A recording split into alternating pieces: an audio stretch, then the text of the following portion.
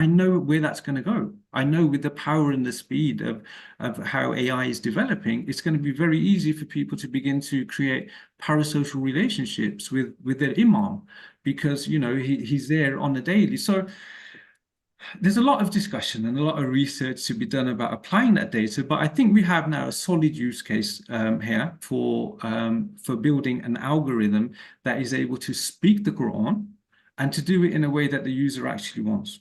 I'm not sure if that answered the question, but I'm happy to hang around for questions later. Okay, thank you, Kashan. So last question from Amina. So I would request you to be brief so that we may move accordingly to the next segment. So over to you, Amina. So. Yes, thank you, Dr. Rafi. And Kashan, thank you so much for a very enlightening session, because it has really opened up my eyes regarding how AI is influencing and affecting us, and also for sharing all the data. Now, my comment would be to whatever you have shared is that we as Muslims prefer to not have a person in front of us. Whenever we are learning from Quran, it's the book, and the Quran is our companion. And that is what we want to refer to at all times. And if the AI app can just, if the AI tool can just give us the verses whenever we are looking for some guidance, and the keywords are given, and that is all that we require. We don't want a person telling us. So I think in comparison to what the Christian community prefers, a Messiah telling them, and then people getting very attached to the Messiah, we would rather have the book telling and the verses being read to us, and that is what we would follow. And I think that attachment will be taken care of if we don't personify it like an individual or light or anything else. So if you can, share whatever you think about that. Of course. Amina, have you seen the film The Prophet? Sorry, the Message. The Messenger? Yes, the Message, yes. Of course. And you recall how they managed the issue there, don't you? Very, very, very tastefully, very discreetly. You didn't feel that sense that something strange was going on. We've tried to, we are definitely hung up on the personification of it. I'm going to say that from the outset, because from the objective, Amina, of trying to make this thing as compelling, as widely used as possible. I do have a bit of a marketing hat on. I've done a lot of stuff in terms of social trends. The reason why I am slightly hung up on that is because I speak to a lot of young people, right? On a very good year, I probably have direct contact with 14,000 young people. Some of that will be very short, some of it will be trained sessions. So I do feel like I have a good, strong sense of how it is that our digital natives are operating and moving online. And my concern, Amina, is that I think our young people will do that anyway. I think our young people will. Kashan, thank you. We have, as you know, we have a limited time. So at the end, again, we request we have sufficient time to continue responding to this very relevant question. So now move to the next presenter. Do we have Abbas with us right at the moment, or should we request Irfan Saab? Do we have Abbas, or should we? Okay. I guess it would be better if I'm going to request Irfan Malik. Yes, Irfan Malik is an entrepreneur, data scientist, and an AI expert. So over to you. I would request you to please also share some of your profile for our audience. So over to you, Irfan. Thank you very much. Assalamu alaikum warahmatullahi wabarakatuh. My name is Irfan Malik. I'm the founder and CEO of Zeven Solution. Zeven Solution is a tech company where we are developing primarily AI-driven solution in healthcare and in certain Islamic segments. I joined 10 minutes ago and I heard a little bit of it. So I think we will be talking about one of our systems that we have launched in USA called Shahada GPT with our client. And it is doing good. The thing that you were talking about. I've spent 14 years in the field of technology as a junior developer, head of department, to the CEO. Now, at the moment, I'm running 4 different companies in different parts of the world. And we have a complete AI development department here who is working on research and development, particularly by using LLMs. Nowadays, LLMs are getting so powerful. So there are so many things. Today, I want to highlight few things from my industry that I'm representing. I'm assuming that anyone who is listening to this session is aware of AI, what AI is and what AI can do. I will not dive into that part. What I would like to discuss is kind of a very important and painful thing. I was in London and I met a few students there, and I figured that nowadays generation is going to LLMs, GPTs to discuss and learn about Islam, OpenAI, and all that stuff. And we know that the hallucination mechanism of OpenAI, even we cannot rely on AI, particularly OpenAI driven models with respect to anything. So there's a huge gap. I discussed with them, I talked to them that, why you don't discuss these points to scholar and all that stuff. I heard in return that, there is more disagreement than agreement between Islamic scholars, So this is a huge space where youth is kind of confused and they're more kind of preferring the AI where they are getting quick solutions. So I suggested a few months ago to the government of Pakistan here and there that we need to develop something like this. We need to get into that field where we develop something that people can rely on. In the light of Islamic teaching, Islam encourage the pursuit of knowledge and innovation. The Quran repeatedly emphasizes the importance of understanding the world around us. Allah says in Quran clearly that we need to learn, we need to grow. So when we are talking about artificial intelligence, the most important thing here, we need to understand the ethical considerations. There are two segments I'm going to talk about. One, who know about the AI in my field, who are doing development or innovation and kind of something valuable. And there is a segment who do not know about anything. They don't know what AI is, not even basics. So the people who know AI, they need to understand the fairness, justice, accountability, because AI is so powerful, and at the same time, it is very, very difficult for any client, for any end user, for anyone to actually micro monitor it, whatever we are developing. But when we are developing something, whether it's for Islamic purpose or any other scientific purpose, whatever we are developing, that ethical side is missing. It's completely weak. We need to address that part, that how important it is to take care of that fairness, justice, accountability when we are developing solution. The other side is to create awareness and educate our people. I'm a social media influencer. Every now and then, I'm receiving one question, which is very painful. People asking, AI is halal or haram? Blockchain is halal or haram? This is so painful in today's world when AI is everywhere. It's getting so powerful, and we are kind of debating whether it is halal or haram. This is now our responsibility. Anyone who is in social media, who know about the AI, to step up and talk about it, spread awareness, and make sure that people at least they know that the AI is for us. AI is not enemy. AI is beneficial. We can get the best out of AI. And particularly for youth, we need to do three basic things. I would say three basic things: education and skill development. Sorry, is there anyone speaking? Because I'm hearing my own voice. Please continue. It was, I guess, yes. Please continue. There are three basic things that we need to focus on: education and skill development. When we're talking about education and skill development, I'm talking about with ethics, with justice, fairness. Then innovation and entrepreneurship. And the third is community and collaboration.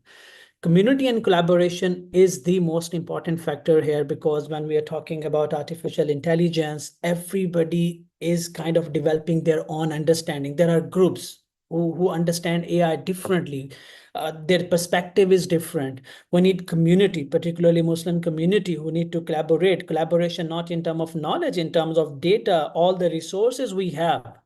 When I was working on Shahada GPT, it was very difficult for me to get authenticated resources to reach out to the people and get their time to verify the content. I couldn't get testers. I wanted to reach out to the Islamic scholars. I wanted to give them that access to the system for free, just to eliminate that AI hallucination factor. But it was so challenging for me to reach out to those people and get that validation on the system that we are developing. When we are talking about Islam and AI, the margin of error is minimum.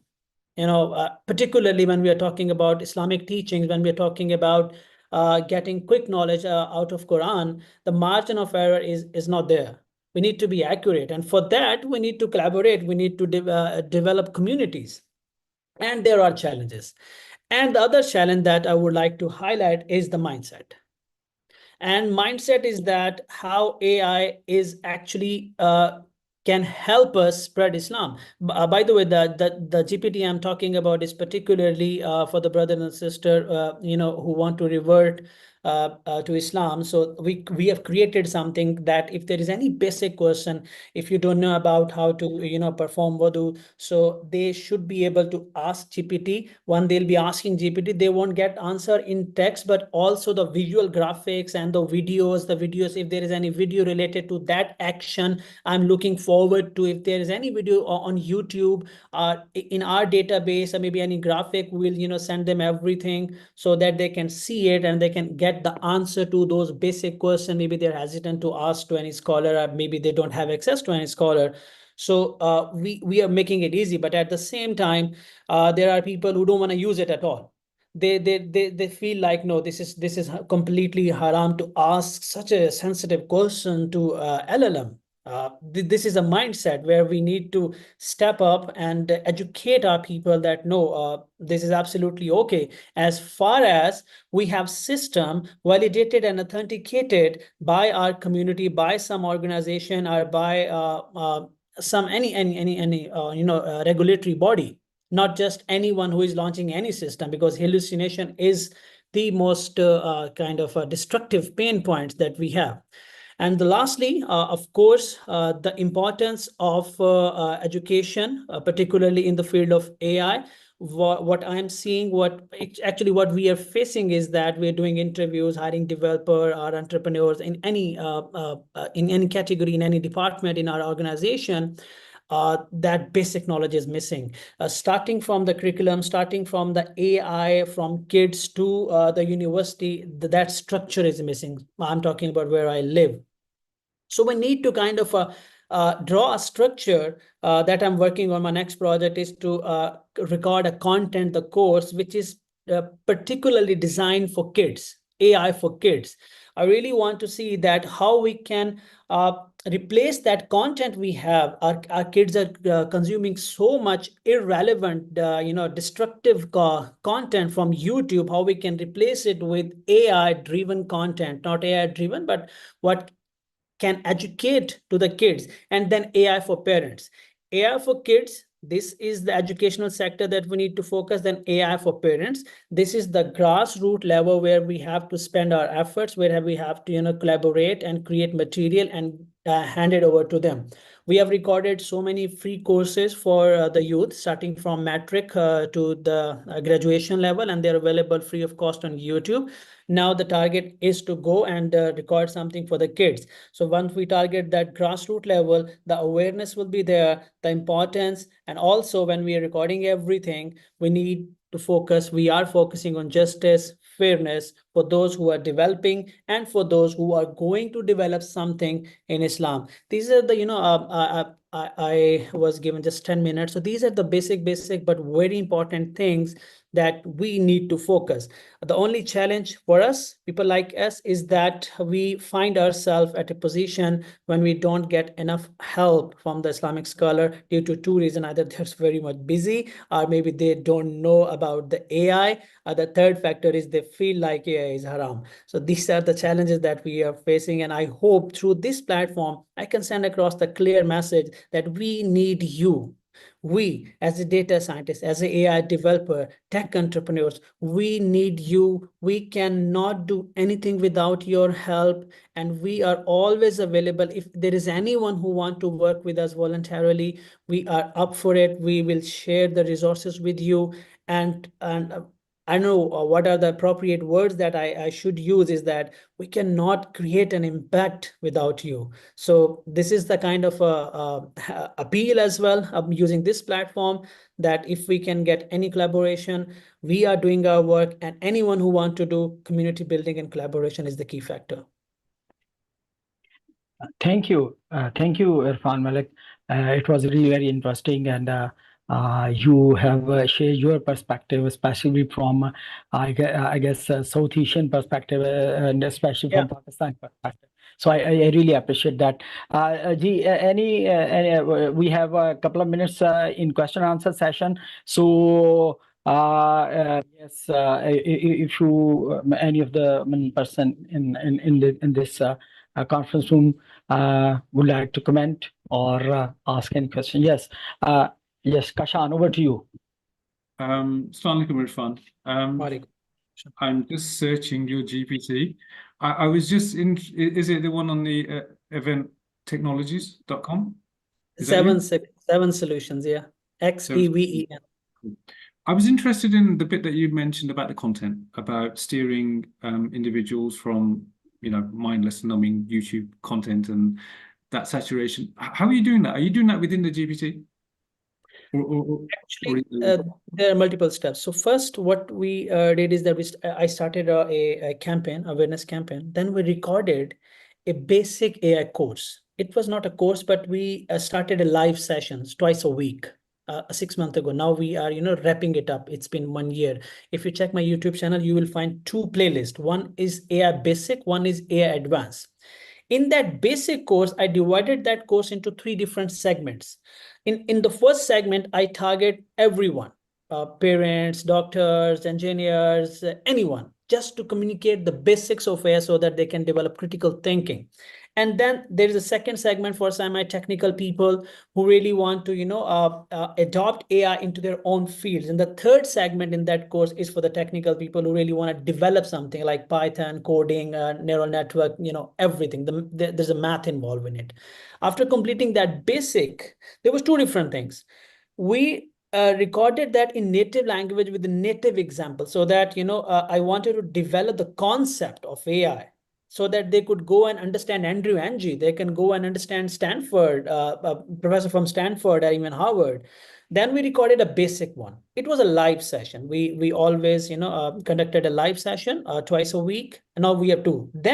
Now we are working on a project where I am kind of doing research, creating animation-based content for the kids, adding more color and developing a story for the AI, drawing analogies from their daily life, what kids are seeing and all that stuff, educating the teachers and everything. So it's outline is prepared and we are recording it.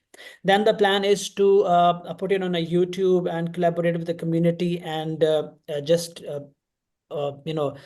reach the masses by this thing. And lastly, we have a certain segment for parents, that how parents can understand the basic and help their children to make better decisions in the field of artificial intelligence.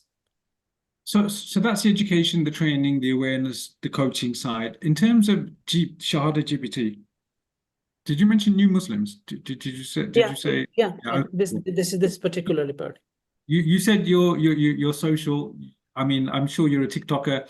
You will have seen the hundreds of thousands, the wave of new Muslims who are kind of professing their love for Islam after October, by the way. Yes. After October of last year. I have myself have seen, typical Western Arizonian, cliched Americans looking like they've been radicalized by the content that they've been watching online. So without going deep into that, the point I was making was the education and the training and the side, you're trying to raise awareness of, I guess, removing the sensitivity or the concerns that we may have around AI. I'm still hung up on my idea of having the personal companion. How do you see that kind of sort of manifesting? If you want to give your resources, the education, the training, the advice, and the actual GPT in someone's pocket, then presumably it's going. Are you able to use multimodal? So could I open up, Shahada GPT, and I could ask for an image of something? Yeah. Yeah, we have implemented the multimodal feature into it as well, because primarily, as I said, we are working in healthcare. So we have that multimodal functionality where patient can upload the picture, system can read it and diagnose it. We implemented the same. First, we have developed it based on the LLM, and then we connected it with a relational database to get the content out of the YouTube, and then we made it multimodal. And even a little more into it about the slot timing, hadith, and many other things. I will send you the demo. If there is any group here, I will create an access for you guys, and I will send you the Shahada GPT demo. I would like you to at least play around, ask question, and see the answer, if I can improve it and all that stuff. So I would love your feedback. Thank you, Okay. Irfan. Now, I guess, yes. Now, let's move to the question answer session formally. So, yes, first, Sami, if there are some questions from our audience on YouTube, I really appreciate, Mr. Zan, if you point out some of the questions so that we may give a due time to those who are watching us on YouTube.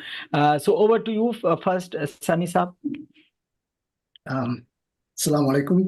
My question to Mr. Kashan Amar, can we create an intimate friend, Muslim intimate friend for our kids?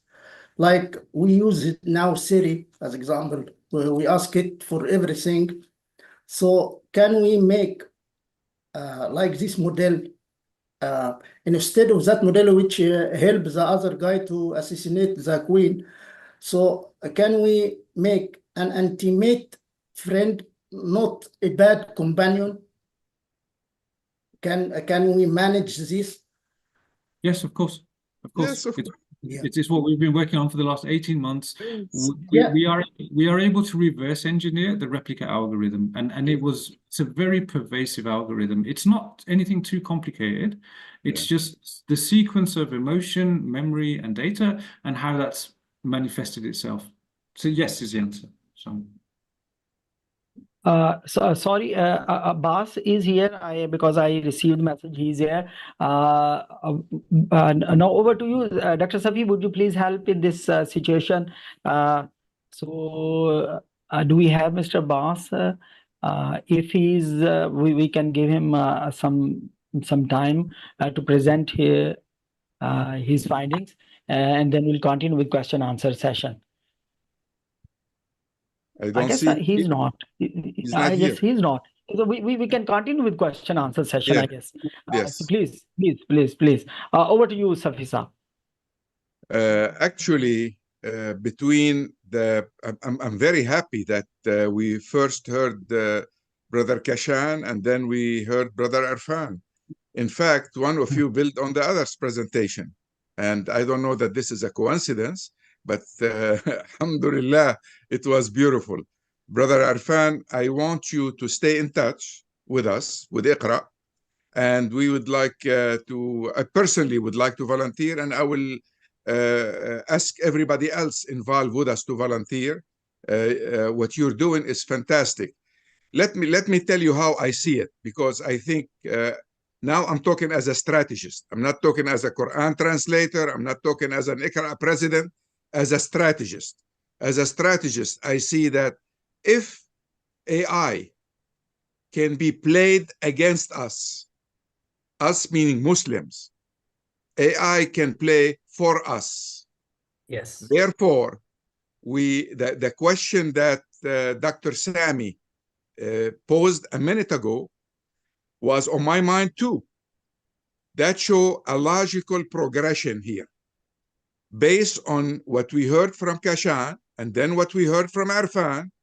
The natural question that come to mind: how can we Muslims build this technology to serve our children, to make sure that the game they're playing all the time on their pad is not programmed by somebody whose final intent is to get them totally outside Islam into something else.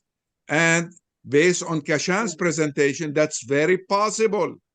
They can play with your mind, especially if you're not expecting an enemy to attack. They're coming to you smoothly to take control. So can we take control positively instead of negatively? And the answer I know is yes. Therefore, we need to coordinate our efforts and our resources so we can have positive influence. Subhanallah, Allah put you in my way, and I have some resources. They're human resources and other resources, so we can work together, inshallah, and use this technology, this AI, not necessarily to manipulate Quran or to help other Muslims understand Quran or all of this, on a much simpler level. Get them to think straight as human beings, have a purpose in life, have a mission, so they can live their life positively and serve humanity rather than work against each other. Thank you very much. Thank you, Ji. Any other question? Kashan, you have put one question in the chat box. If you would like to comment or question, yes. There's a question for me, or No. I guess you have asked. Whoever controls the algorithms controls the person. Is it that? Yes. Yes. You are going. Okay. Yes. yes, that was just in response yes, to okay. what Dr. Kafkas was saying about who might have bad intent, and there are plenty of bad actors out there. Okay, thank you. Irfan, would you please share the link of Shahada GPT in the chat box so that people may get benefit from that? I have to create the access. Please. I have to create the access, and I'll do that in the group after the session. Thank Yes, you. please do. Thank you.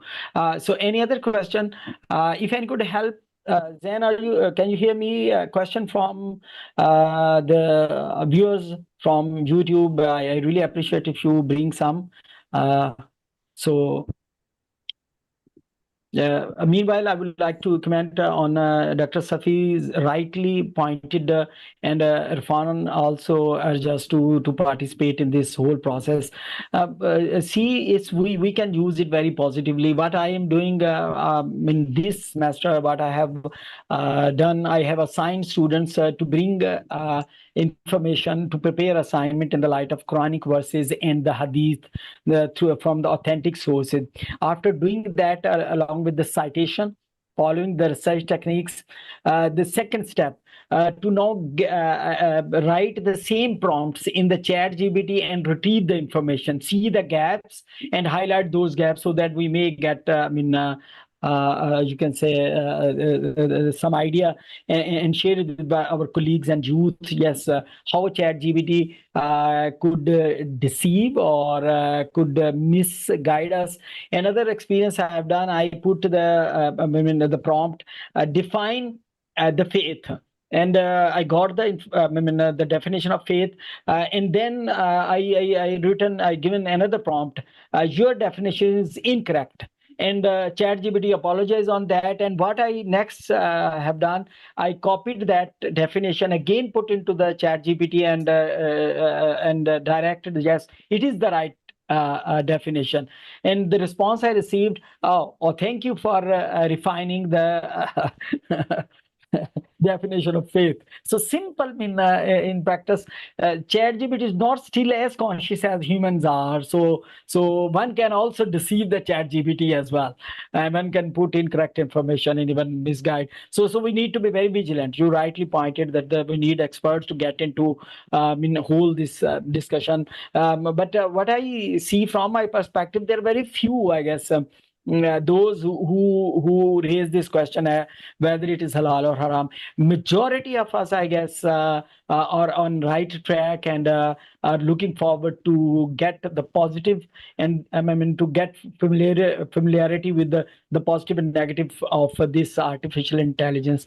And this conference is an evidence of that. And And I would love to mention that this year in our organization, Former Christian College, we have our faculty retreat around this topic, AI in higher education. So I guess the academicians and the people like Dr. Safi Kaskas and Nahid and other, they are doing really the effort in a very right direction. So any other questions or comments from the panel, or I request Dr. Tariq, if you could share your views. Dr. Tariq, can you hear? Tariq Mustafa? Oh, the electricity is back since long. I mean, for 1.5 hours we were out of electricity. Ji. Tariq Mustafa, are you with us? Would you like to comment, or any other? I really appreciate if you actively participate and share your experiences. But I'm really very pleased to be part of this conference because, as I mentioned previously, I have attended the course on artificial intelligence from Auburn University, and this aspect, when Islamic or religious aspect was missing, and now I guess I draw Dr. Safi's attention to that. If Ansari and other tools which are developed by some Muslim scholars and Muslim IT experts, if can be part of such courses which are available online by the universities, it would be a really wonderful addition to those courses, because usually they ask, okay, what is your area of study? And we obviously mentioned the religious studies or Islamic studies, but the tools are not as much friendly. What is my experience so far? So if we incorporate and request them and such universities to incorporate those tools as well and advertise those tools, I guess it would be much better, so that our youth may get familiar with these tools and you can say get benefit from the positive dimension of this technological advancement. So I guess that's a suggestion. Any okay, there's a question, I guess. Public chat GPT can be. Can you see? Yes. Who would like to comment? Kashan, yes, if you want to even comment, please. Over to you, Kashan. You have comment and mentioned in the chat GPT. I would like you to please even, if you would like to share. Sorry, I was literally just making comments. It wasn't actually a question. I mean, if you have I would request you to please to be please part of this live streaming and this you can say. So our audience may get. There is a question from a YouTube participant, and I asked them in the chat, please. Yes, they okay. This question asked to Kashan Ammar from YouTube. Where okay, can we propose an idea for a Quran GPT? Yes, there's a question. Yes, from question to Kashan and Irfan. Who will be the first to comment? I think that's a conversation that we've just initiated, and I think Dr. Kafkas has quite sort of got us energized now, and inshallah, I'm pretty sure after today we can get going on something like this. Irfan? Yeah, definitely. As I said, when we are talking about Quran and when we're talking about GPT and AI, the challenge is that margin of error is actually there is no margin of error. No margin. When we're talking about so this is the only thing. Otherwise, we do have certain setups. We do have certain system who claims to be that they have created Quran GPT, but actually it is. I would recommend it that at the moment we can go with the Quran GPT and public it. The challenge is here is to pass the correct information, authenticated information, control the information which is misleading our people, and at the moment, it is very, very difficult to control the hallucination mechanism of AI. So that is why challenge is there. It is doable in future, in near future, it will be doable, but it will take collaboration. So very strong collaboration between Islamic scholars. Please, Kashan. Irfan, could you give one example of a hallucination that you think is hugely problematic? Hallucination is everywhere, Kashan. I mean, if you're going to ask any random 10 question to GPT, the one answer will be wrong. And that wrong answer will be portrayed in such a sophisticated manner that the end user will consider it right. When I was developing Shahada GPT, when we were testing it, after 100 questions, sometime after 50 questions, we were getting an answer which was misleading, which was strategically misleading answer. And it is very, very difficult to add guardrails and control such things. The reason why I've asked you that question is because I'm thinking about this from the user perspective. If I were to put myself amongst my target user, an 18, 16-year-old young man in a madrasa in East London, and our job is there to work with them, to safeguard them, to give them pastoral help and advice, the questions that they would input to a Quran GPT are definitely not at the level where we have to begin to verify and make sure they're accurate. I'm not saying for a moment that we don't, and I'm not saying that even one inaccuracy is acceptable. But what I'm saying is, if I was talking to a younger person in a youth club in East London, and they are asking me questions about the appropriateness of intercourse and marital relations with females, right? For example, it's a question that we do get asked very often in the youth space. I know my model could give them an absolutely perfectly acceptable Islamically based answer. I don't think they're going to get theological. I don't think they need to look at different fiqhs and stuff. They're literally asking a question to say, are these acts permissible? Are these acts not permissible? From that utility, I see a fairly well-refined language model. Absolutely. Absolutely, Kashan. What you are saying, you're referring to a problem and a solution. What I am referring to is information. But in Quran, there is information, there are solution to problem, multifaceted things. And when you're talking about end user will ask anything and will get an answer. Now, there is nobody in between the user and that answer, how I'm going to interpret that answer. What are the selection of word and what I'm going to interpret out of it. Nobody's there. There are sensitive matters. There are matters where, there is a little margin of error. Yes, most of the time, I can say that even 98% of the time, we can give accurate answer. But what if there is a 1% chance of error on any matter in Islam? Because there are very deep, sensitive matters. If there is a 1% error, can we afford that? I'm saying that there is an 98% accuracy. Yes, interesting. There's another question from YouTube viewers.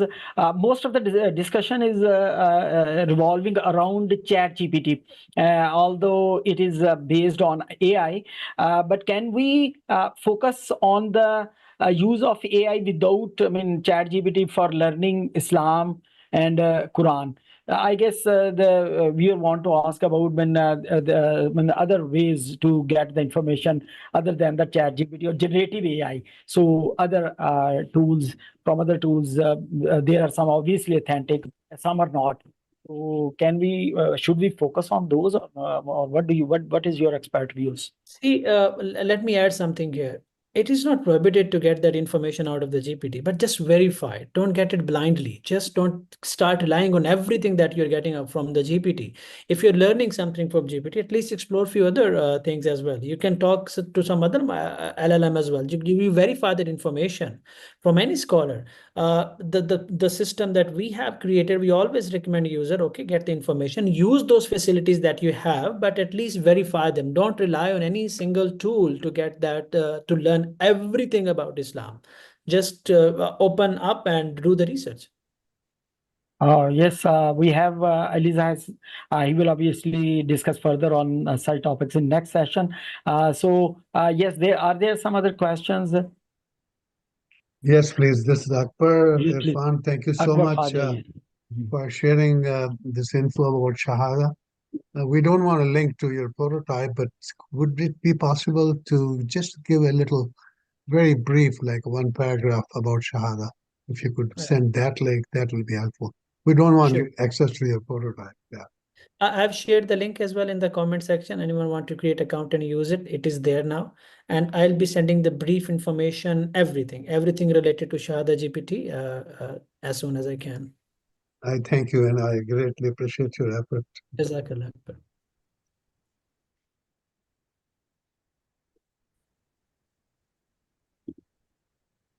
You're muted, Dr. Rahman.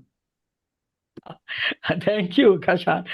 Yes, Azhar, would you please, you have mentioned a wonderful point in chat. Would you, for the audience, would you please reiterate that we really appreciate? Azhar Ziaur Rahman. AI is a combination of algorithms and data. Data is useful only if it is a well arranged. So any further on that so that we may get expert views on that? Azhar, would you like, or should I just... Yeah, I put this question. Can somebody answer that? Okay. Yes. Hasn't it made the data architect of Islam related knowledge? So yes, question to any of the expert, IT expert. Made the data I'm just reading, has anyone made the data architecture of Islam related to the knowledge? See, I think this brother is trying to say that if the data is well structured, only then it is usable by the models, by the algorithms, right? Right, you're right. Yeah, we do have structured data. The biggest example of the structured data is Quran. The biggest example of the structured data is the so many books that are out there and covered almost all of our problems. These books are structured data. Then there are disagreements on different books and all that stuff. But we do have different resources of structured data, what we can really use to create some, authentication. Yes. That is not my question. See, the point is that the topic of data architecture is not taught anywhere. I've researched in so many universities abroad and Pakistan. Data architecture is not taught anywhere, and that is the reason why so many projects fail, because the data they are based on is not architected properly. Let me give you a personal example. I was hired by a government in the GCC to create the architecture of agriculture data. Just imagine how important agriculture is, but still today there is no proper architecture of data about agriculture. Not even proper architecture, Azhar, that will help me understand the question. What do you mean by proper architecture? Because architecture is different for different different end solution. If I'm gonna train a model, the architecture will be different. Exactly. Irfan, that is the problem. See, that is the problem. You are a IT person, and IT people look at things from the solution perspective, not from the business perspective. If you look at problems from the business perspective, you start with data. But the IT people start with the solution. And that is why things go wrong. I was an IT person 20 years ago, then I shifted to governance. And that's why I look at both the perspectives in a very different way. This is the problem that I face in every project I do. And this is the problem that we are facing in using AI for Islam as well. First, we must have properly architected data. We must have mind maps of the data. Only then can we use AI on knowledge related to Islam. We must have data first, then we must convert that into knowledge, and then only we can apply AI on it. Azhar, don't you think we have a lot, already on obviously website, and there are wonderful yes, there's a lot of things happening. So what do you mean by architectural for the audience? If you please elaborate. Over to there is another question, and then over to I understand what he's saying. Dr. Safi, please, over to you.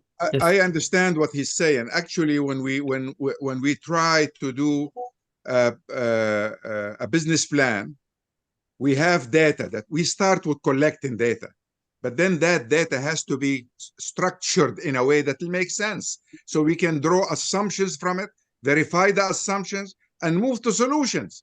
He's saying that IT people move to solutions without structuring the data properly and drawing the necessary conclusions from that.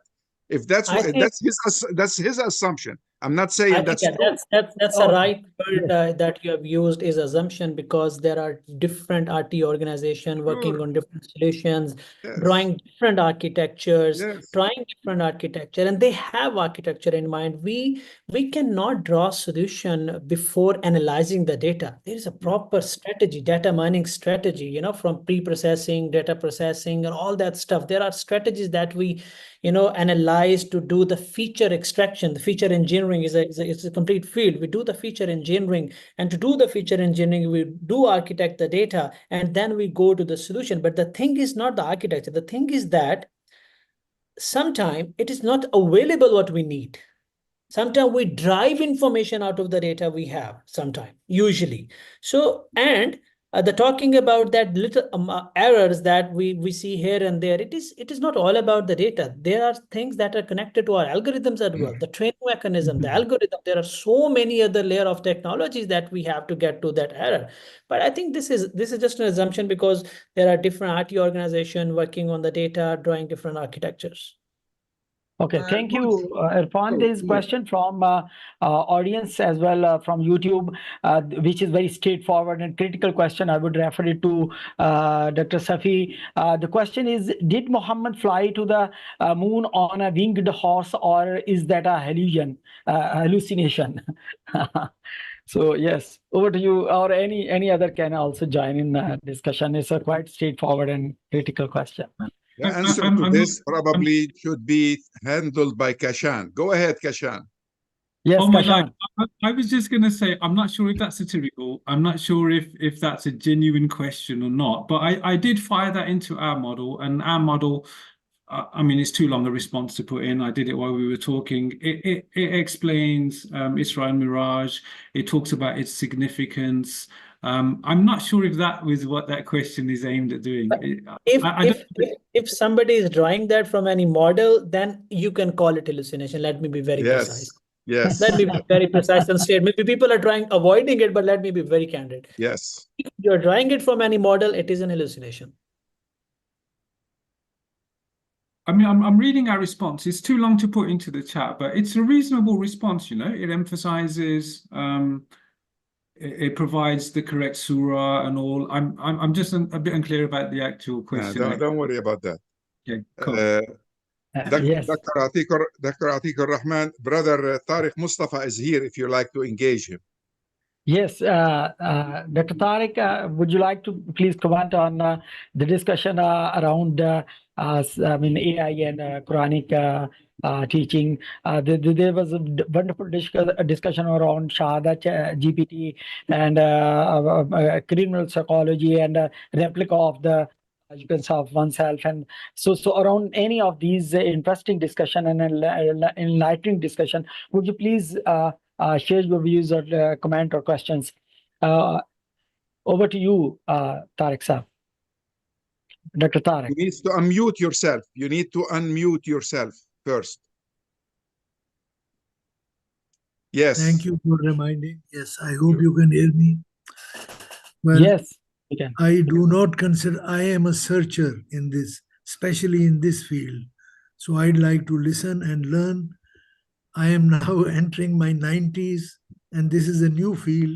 So, you know, for me, this is exciting. It is new. It has great potential, no doubt about it. This is why I supported Dr. Safi, that yes, we need to start looking into it, but we have a lot to learn. I think even the specialists who are handling this field are not very clear. You know, there are extremist views there. So it's good that the debate has started, and we should sort of continue to learn about it. And in the end, it is Quran which is guidance for us, and any tool, new tool, is welcome, which helps us in understanding that guidance. And Quranic Kareem is very clear on this. I think it is Ayat 55, I'm forgetting now, it's in my book. We shall continue to show you our signs. Yes. The far reaches of the universe. Yes. And within yourselves. Yes. And elsewhere it says in the history of people of old, Bani Israel, in other words. So these are three areas, to my humble view, Quranic Kareem especially draws attention. If you want to learn proofs about the existence of the Creator, it says look into these areas and you will find more evidence than you can handle. So here is another tool to learn about this. So we should use this tool. So I won't say any more because I don't know much about this. And we are still, I think, developing what are the limitations, what are the potential. But being a new tool, let's welcome it. Thank you very Thank you, much. Dr. Tariq Mustafa. Yes. Assalamu alaikum, Dr. Tariq Mustafa. Yes. This is Akbar. Good to see you, and Okay. mashallah, you're looking very good. On the surface. Yes, we are really blessed to have such you can say experienced people among us who are very encouraging. So over to Professor Basil. He is going to ask a question or comment. So over to you, Dr. Saab. Professor Saab, yes. I don't have a question. I have a comment or an answer to the question which was raised whether Prophet Muhammad sallallahu alaihi wasallam went to the moon, etc. An advice. This is my personal advice to all those who are working on Islam and artificial intelligence. Avoid using Hadith Nabawi in controversial areas. This is a controversial area.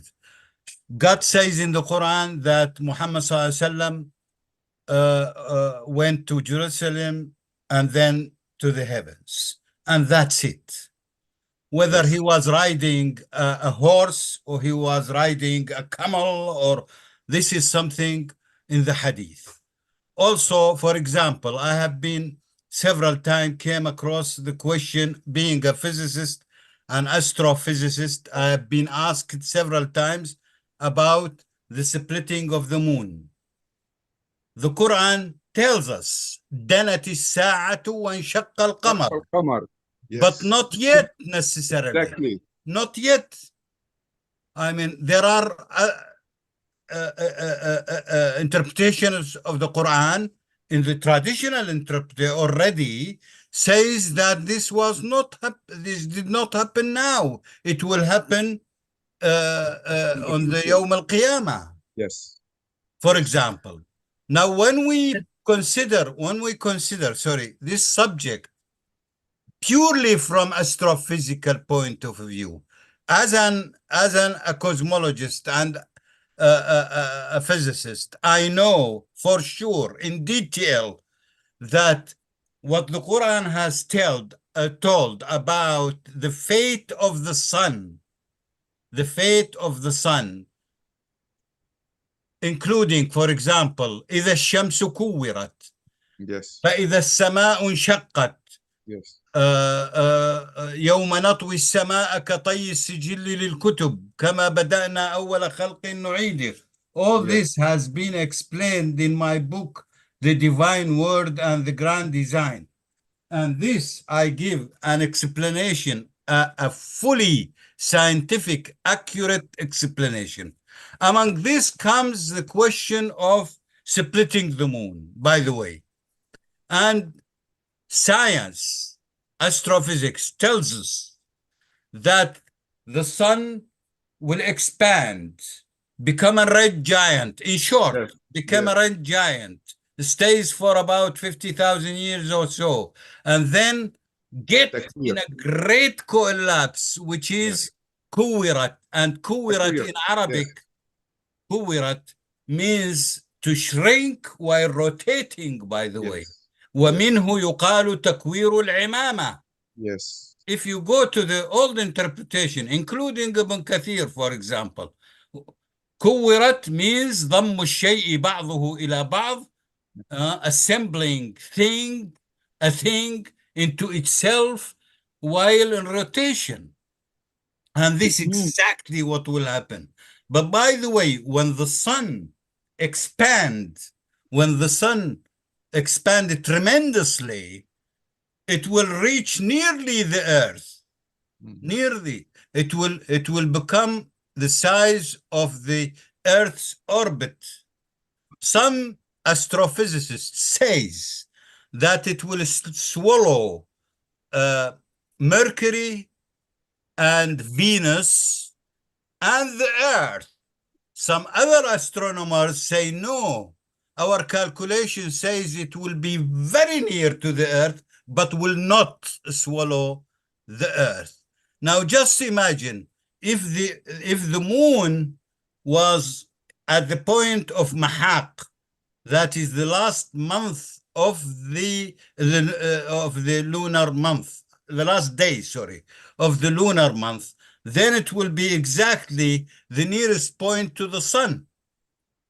And in that case, جمع الشمس والقمر. Yes.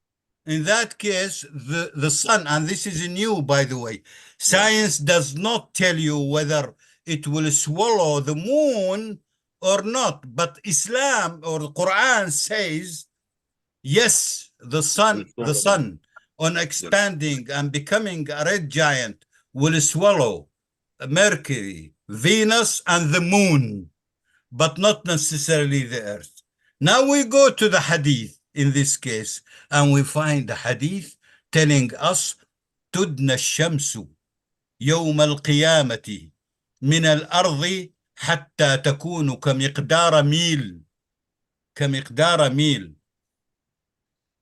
Yeah, there is an extra part of the hadith. ولا أدري ما الميل، أهو الميل الذي تكتحل به العين أم أنه مسافة الأرض. Let us say it is مسافة الأرض.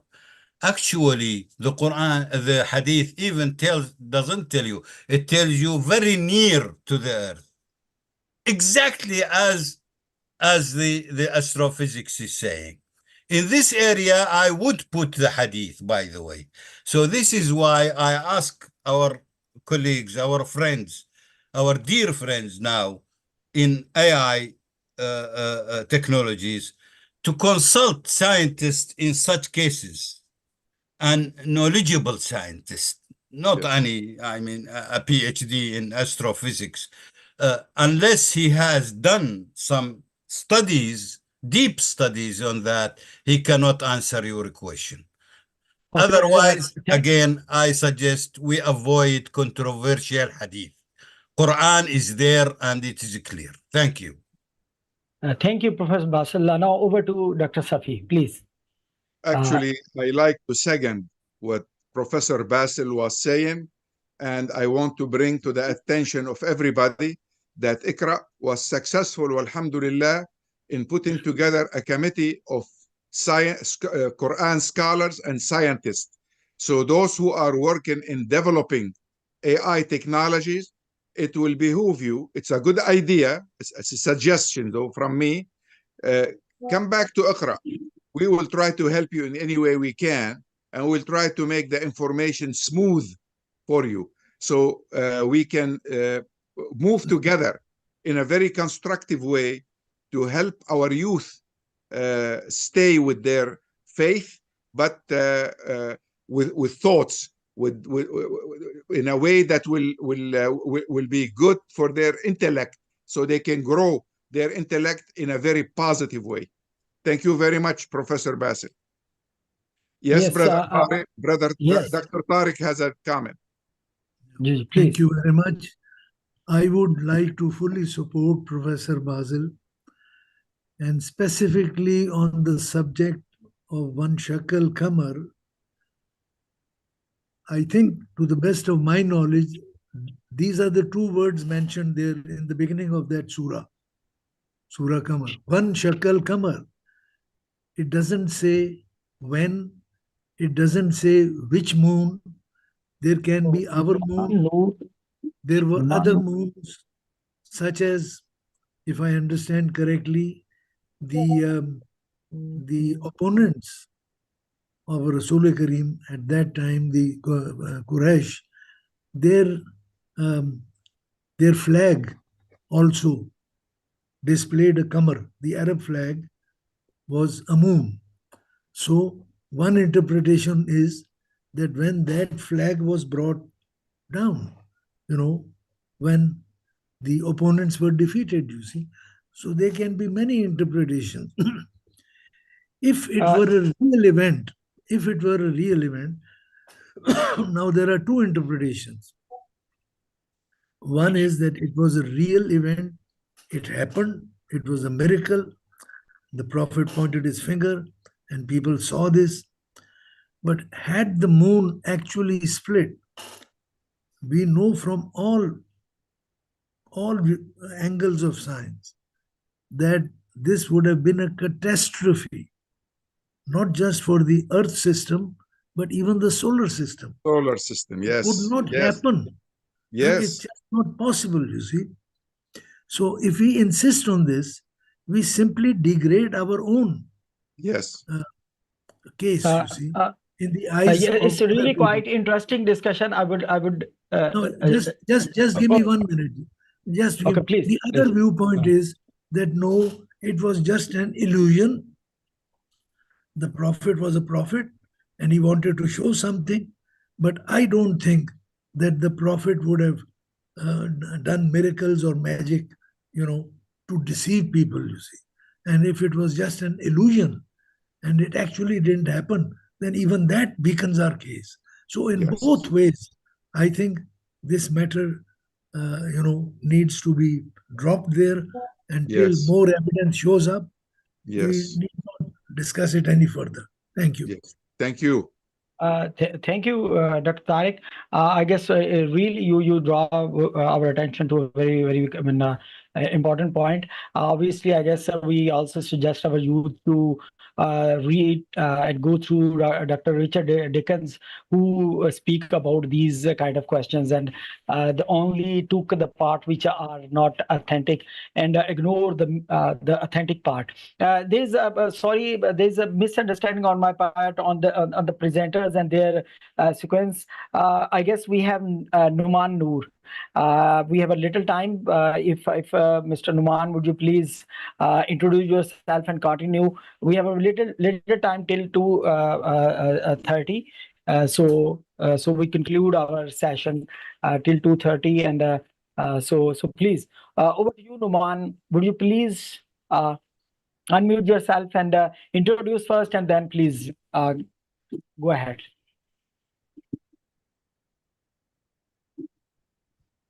And thank you, Zen, for drawing my attention to that. Ji.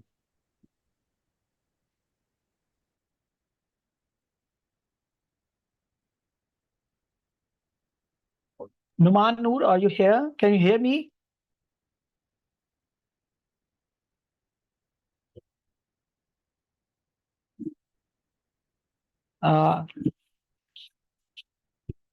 Yes. Or should we continue with the questions and comments?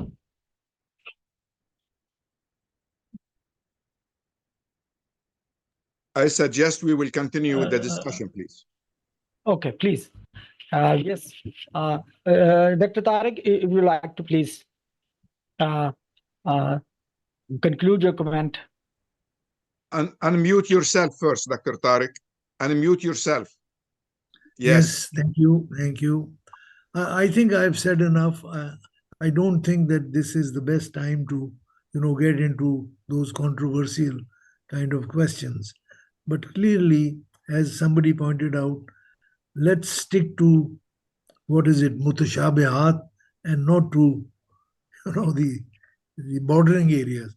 Quran is very clear. It says there are verses which are very clear, and there are verses which are not clear to you now, but they will be made clear in due time. Yes. So why are we so impatient? We should keep our eyes and ears open and keep learning. Listen to the Creator, not impose our own thinking. Thank you. Any other questions or comments? There's a question from should we take any initiative on this now, or should we sit down and have a chat on it about artificial intelligence tools are misleading Muslims and history. There's a question from YouTube. So meanwhile, I'll take a call from Zan. This is important thing, obviously. So please over to the any of the experts could comment on that. Please continue your discussion. And I'll take the call. Brother Kashan, what do you think about this question? Yeah, I'm also monitoring the live stream as well, so I'm seeing who posed that question. It's my response was, yeah, absolutely. I mean, I think that's the purpose of today, isn't it? I think the main issues we need: resources, capacity, capability, knowledge, and also, of course, the theological element, the jurisprudence. Yeah, that's actually just to build on the previous discussion that Professor Basil started. Not only the hadith that we need to work with, but also our jurisprudence also. All of this need to be looked at again with contemporary eyes, based on a clear contemporary understanding of the Quran. Calling for a contemporary understanding of the Quran doesn't mean we're eliminating our heritage. It only means that we respect ourselves, we respect our intellect, so we are proud of our heritage, but we are going to continue to think, and we are going to continue to do ijtihad the same way our predecessors did their duty when they tried to interpret their understanding of the Quran based on their tool of knowledge that were available to them at this time, at their time. Today, the tools of knowledge available to us today far exceed what was available at that time. So we need to do our own job, looking with fresh eyes at those ayat. By the way, ayat bayinat and ayat mutashabihat. For the word bayinat, I use a very strong term in English. I will say perfectly constructed for bayinat, perfectly constructed. So Allah subhanahu wa ta'ala didn't call them bayinat and didn't call them al-kitab, the essence of the book, the core of the book, accidentally. He used those terms because he meant them. He meant those terms. Once we decide what ayat are bayinat, and we decide that they are the essence of the book, we need to work on this. Our scientists from 1430 years until today, still working on what's bayinat and what's mutashabihat. In my new book that's coming, the thematic Quran, I say al-mutashabihat are those ayat that come from the prophethood of Muhammad sallallahu alayhi wa alihi wa sallam. And ayat bayinat are ayat of risala.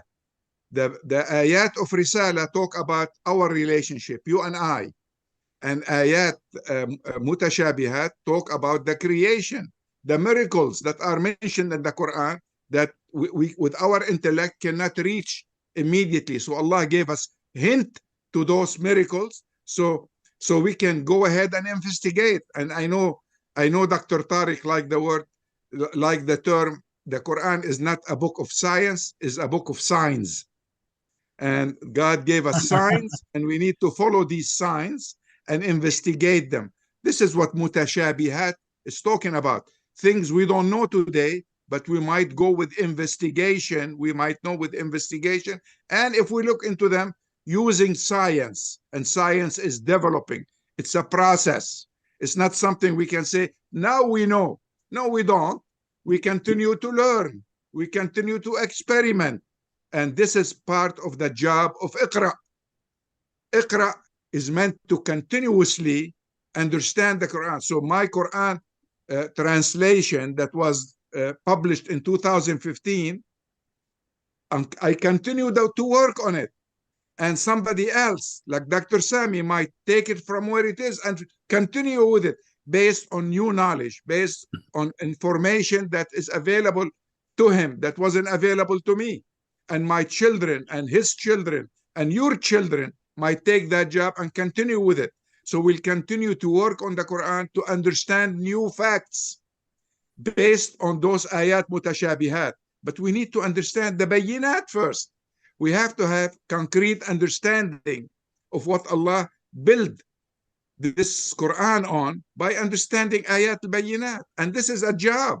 We need a committee for this. And I like to tell you that I think we have the nucleus of that committee. That doesn't mean that committee is final. No, new people might come in. But let's start the work so we can try to, yes, Dr. Professor. We have, I guess time is over, but yes, over to you, Professor Basil. Professor Basil. Yeah, it's a short comment actually in support of you are saying what you are saying, but at the same time trying to be more realistic, Dr. Safi, about your ambitions. You are, I think, ambitious, and I am ambitious too, although yes, I'm a bit younger. And you have encouraged me last time that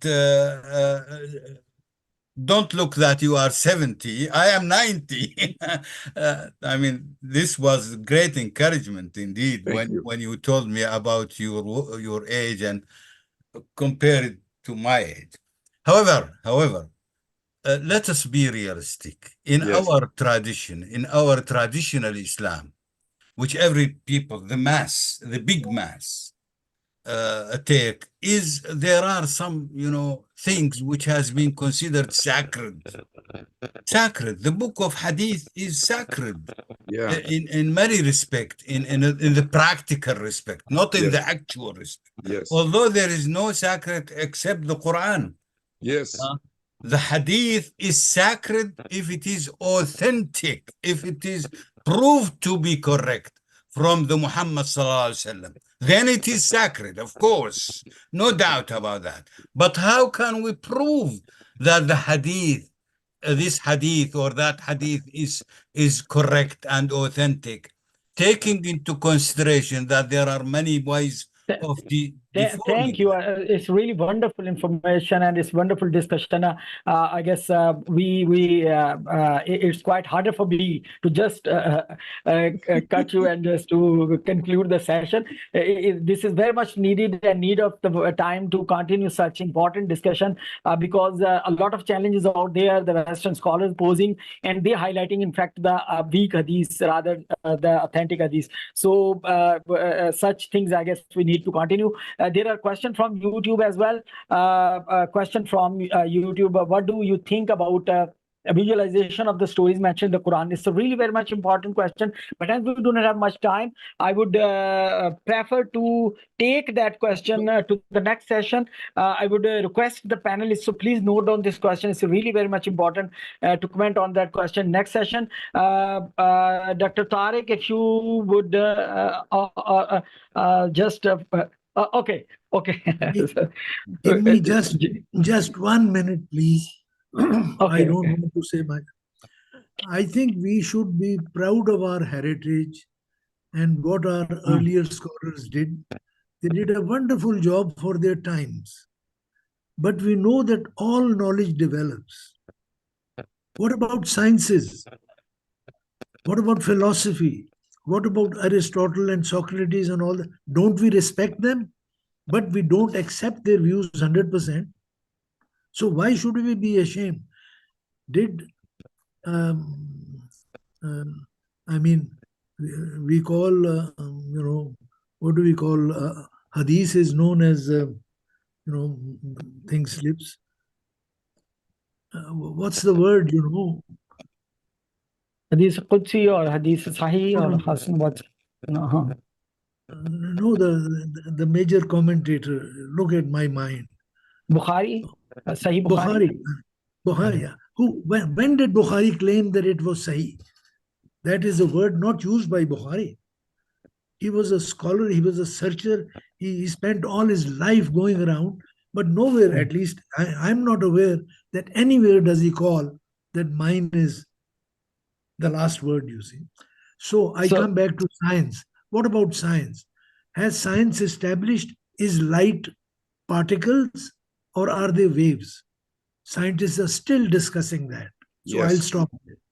Thank you, Dr. Tariq. I really appreciate everyone is participating very passionately, and this is really wonderful platform to share our views. So we need to get ready for the next session around ethical implications, and you're going to listen some wonderful experts on ethical considerations and ethical dimensions of artificial intelligence, and taking these questions which are mentioned right in the chat and to the next session with this thought of Allama Iqbal. He mentioned he's considered the national poet in Pakistan. आईने नौ से डरना तर्ज़े Kohn पे अड़ना मंजिल यही कठिन है कौमों की जिंदगी में.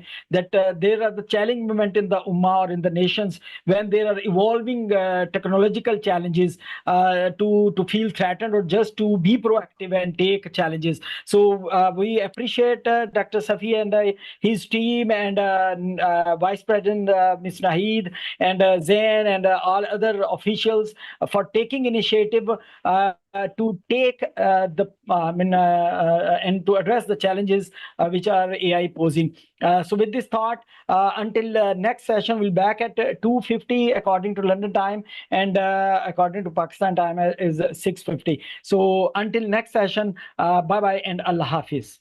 Allah Hafiz.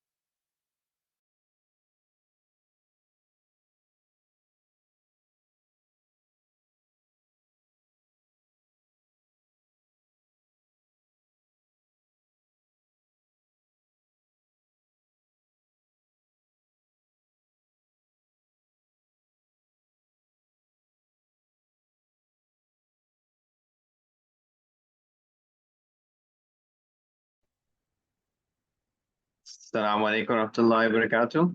Hopefully, we have everyone who's joined us for the fourth and final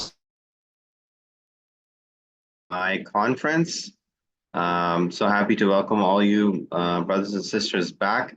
We have an exciting session for us today in this last segment that we have planned based on the ethical landscape of AI in Quranic studies.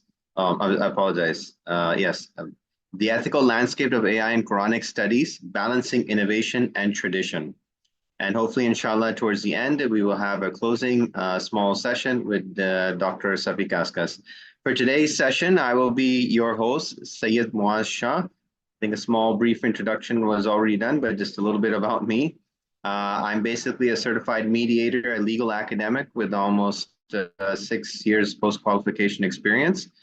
I founded the Ziauddin University Faculty of Law, Politics, and Governance, where I taught Islamic jurisprudence, human rights, and various other subjects. I also am the executive director for Islamic law and human rights. And I also engage in interfaith dialogue amongst various other activities. Currently, I'm associated as a legal advisory capacity with the Organization for Islamic Cooperation in their trade and commerce under the Islamic Chamber of Commerce and Development. Jazakallah khair for everybody joining us. Today, we are going to have a session just to give you a brief of it. We'll have with us my good friend Azhar Ziaur Rahman, after which 30 minutes presentation will go to Dr. Gul Muhammad Khan for a 15-minute talk. And then we will have Ali Zahid Raja. In fact, sorry, we will have Ali Zahid Raja. Dr. Gul is no longer presenting. Adnan Shah. And then finally, we will have Umar Qoda. And then we will have a Q&A discussion. So I highly motivate everybody that when you're listening to the discussion, you have some thoughts, we have the chat box, please do share the link. We're live on YouTube. If you go to YouTube, go at the Iqra Study, youtube.com/@the Iqra Study. And you can share that link with others to join us as well, to be part of this engaging discussion. So without further ado, I'd like to invite my next guest, and good friend, Dr. Azhar Ziaur Rahman, and he's a friend as well. But Azhar Ziaur Rahman is a distinguished pioneer in the field of AI, governance, risk, compliance, and culture, which is known as GRC&C. He's renowned for his innovative approach in integrating Islamic principles into AI ethics. And as an accredited author on technology governance and a seasoned expert on management and technology audit, he brings unparalleled wealth of experience to the critical intersection of AI and divine ethics. The forthcoming conference in which he will present to us into his next 30 minutes, what his team and Society 5 initiative is showcasing some brand new research on virtue-based AI ethics and comprehensive implementational framework for ethical, robust AI society of the future. This seminal work integrates Islamic values with contemporary AI governance principles, providing a nuanced and multidimensional approach to optimizing AI's benefits while mitigating its risk.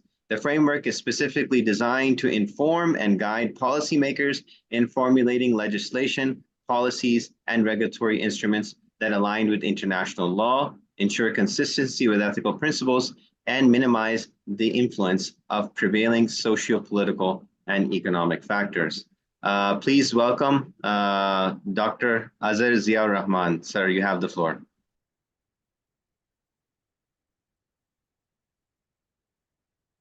You can unmute yourself. You're actually muted. Okay. Am I audible now? Yes. Yes. Okay. Thank you very much, Moaz, for a very good introduction. The work that we are presenting here is done by a think and do tank, which is called the Society 5.0.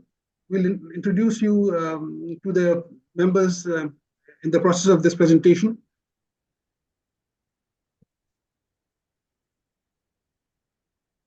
Okay. We call ourselves a think and do tank. We not only think, but we also do. And what do we do? See, Society 5.0 is a concept from the government of Japan to solve their social problems. They've got a lot of technology, but they've got a lot of social problems. So they want to use technology for the benefit of the society. And this is what we picked up. And we said that why not use Islam for the benefit of the society and bring the perspective of Islam into Society 5.0. So that's what we are doing. The people that we are working, you see, we've got a very good collection of people. We've got at least 4 PhDs in different fields. I am not a Islamic scholar. I am a person who does projects on transformation and governance. So I am the person who brings them all together. Then we've got some PhDs, some people who are doing their PhDs from different fields. So we've got a very good collection of people in our team. Now, what we present here is original and pioneering work by this group of young and enthusiastic scholars. We have not borrowed anything from anywhere. It is all original work based on a lot of research by these people, and we're still working. We are hardly 20% through.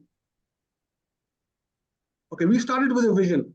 The vision was to create an ethically sound AI ecosystem. So now this is a new term which was not used probably yesterday and today. We are working on an ethically sound AI ecosystem. And that is very important because the whole society is being affected by AI. So unless we have an ethically sound ecosystem that uses AI or that controls the use of AI, we'll have problems. So the purpose of this ecosystem will be to benefit humanity. And this ecosystem has to be based on Quranic and Sunnah values, and it has to ensure justice, equity, and human dignity. So this is the vision that we have and that we're trying to achieve in our work. This vision leads to a mission. We defined the mission. The first part of the mission, the first aspect of the mission is to foster international cooperation. And Dr. Safi talked about this, I think, this morning, that we will do this work and then we'll take this to other countries, especially UAE, where a lot of work is being done on AI ethics as well. So we'll make this framework and take it to other Muslim countries, especially to adopt. We want to establish a universally acceptable set of ethical guidelines. Ethical guidelines for what? For the entire life cycle of what?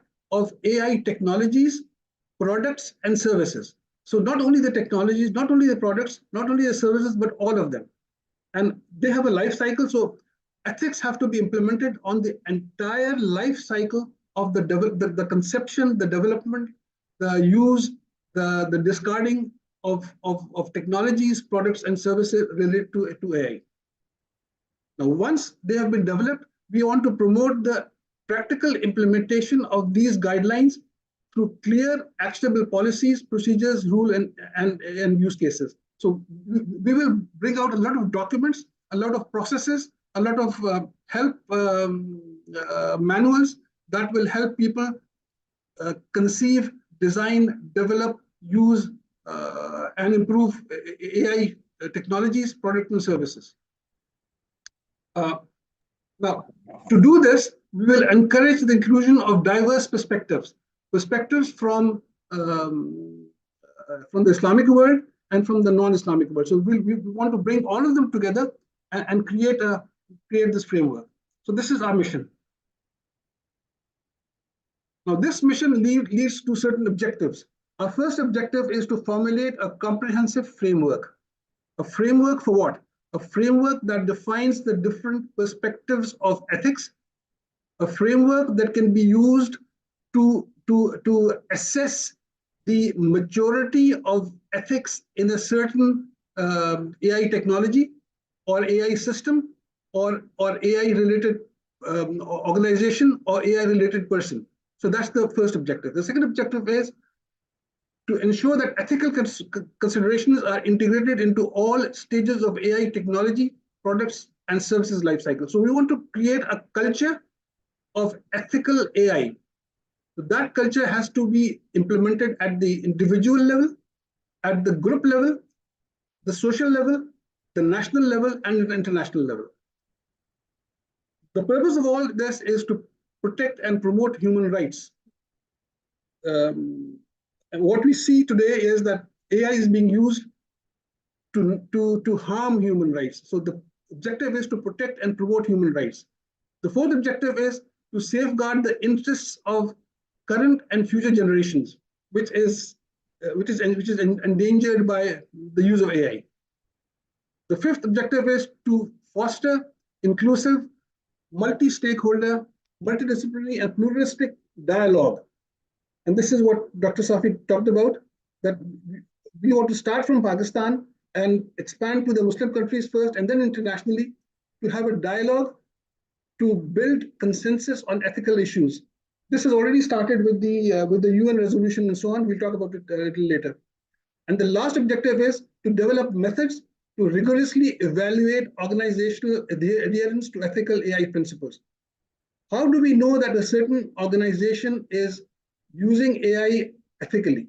So our framework will have criteria and processes to evaluate the organizational, the maturity of an organization in its use of AI. So this is what we want to achieve. Now, for this, we have a roadmap. The first step in the roadmap is that we have to identify the elements of AI ethics. There have to be some few elements, very basic elements of AI ethics. We have to identify those. Once we've done those, then we have to define very briefly in one or two sentences what do we mean with what does each element of AI ethics means. Once you've done that, then we have to explain in some detail each element of AI ethics so that there is no controversy.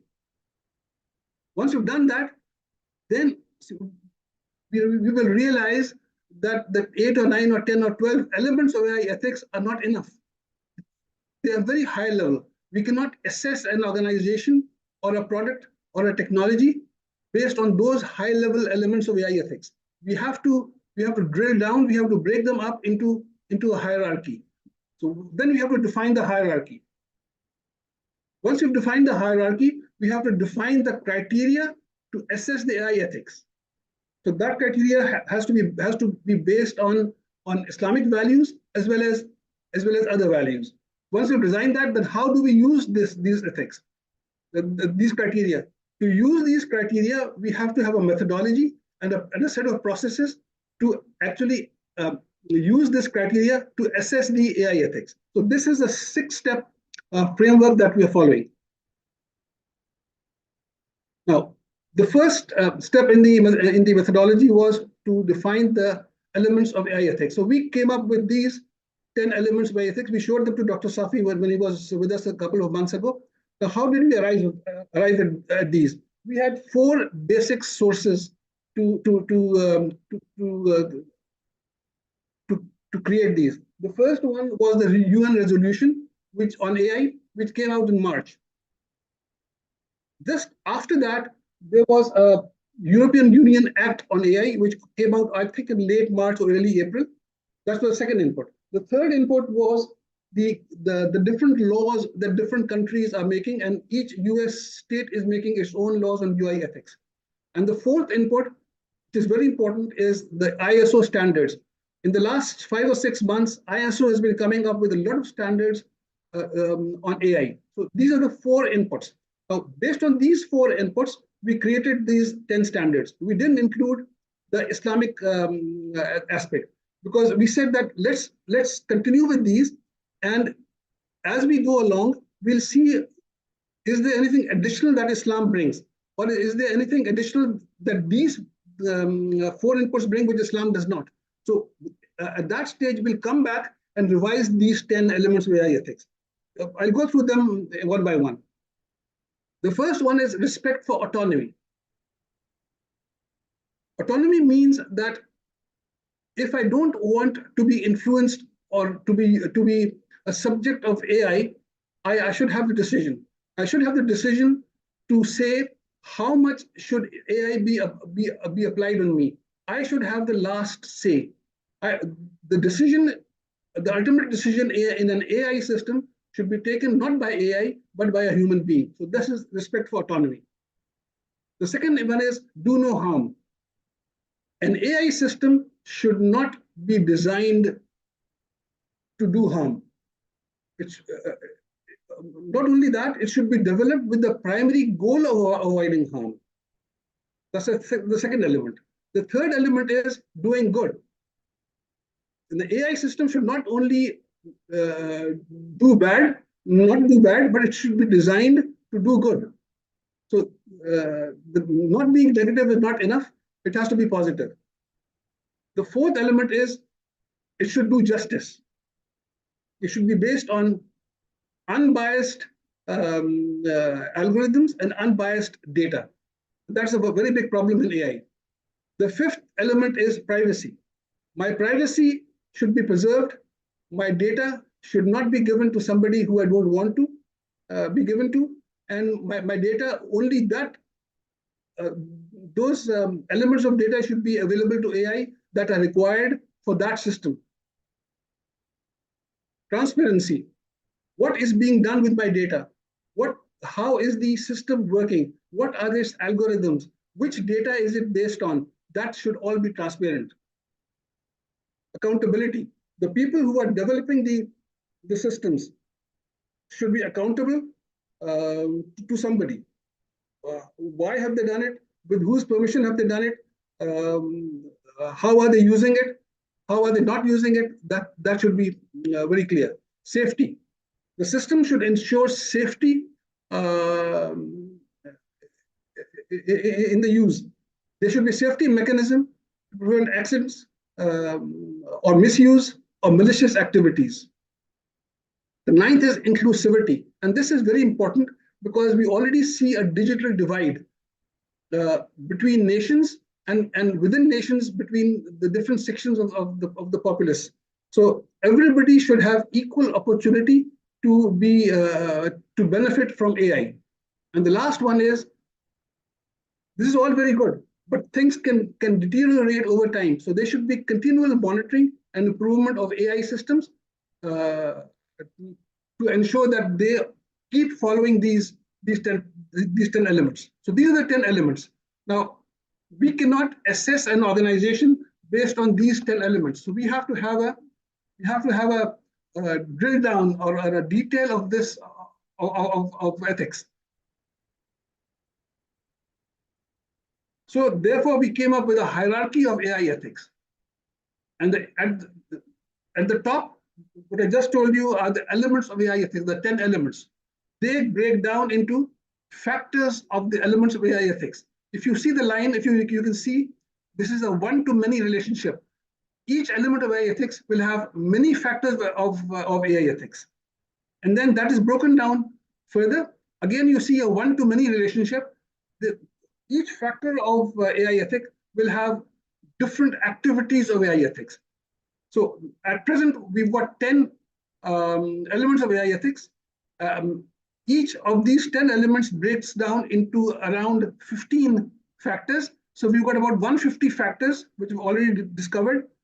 Now we are working on the factors to create the activities. And we see that each factor has 15 to 20 activities. So we are coming down to about 3,000 activities of AI ethics. So when we are assessing an organization on its maturity for AI, we will be judging that organization on those 3,000 activities. So those 3,000 activities will be judged on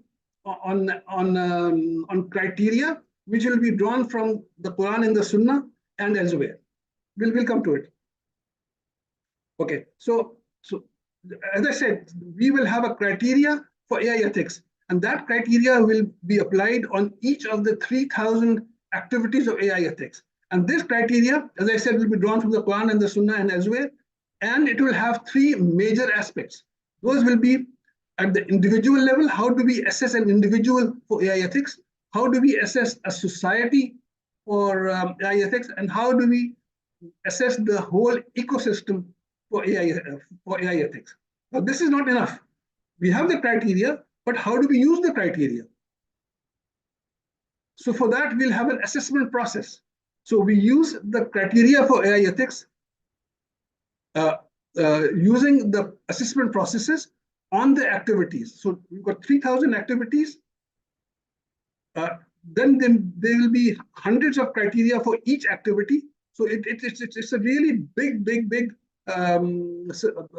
framework and a big system to work on. So this is what it comes to.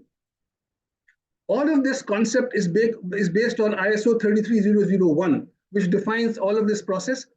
And what we'll be designing is based on this ISO standard. So on the x-axis, we've got the assessment criteria, which we discussed just now. On the y-axis, we've got the 3,000 activities. So each activity will be assessed on the assessment criteria, and this using the assessment process. Okay, so what have we done so far? We've done step 1, step 2, step 3.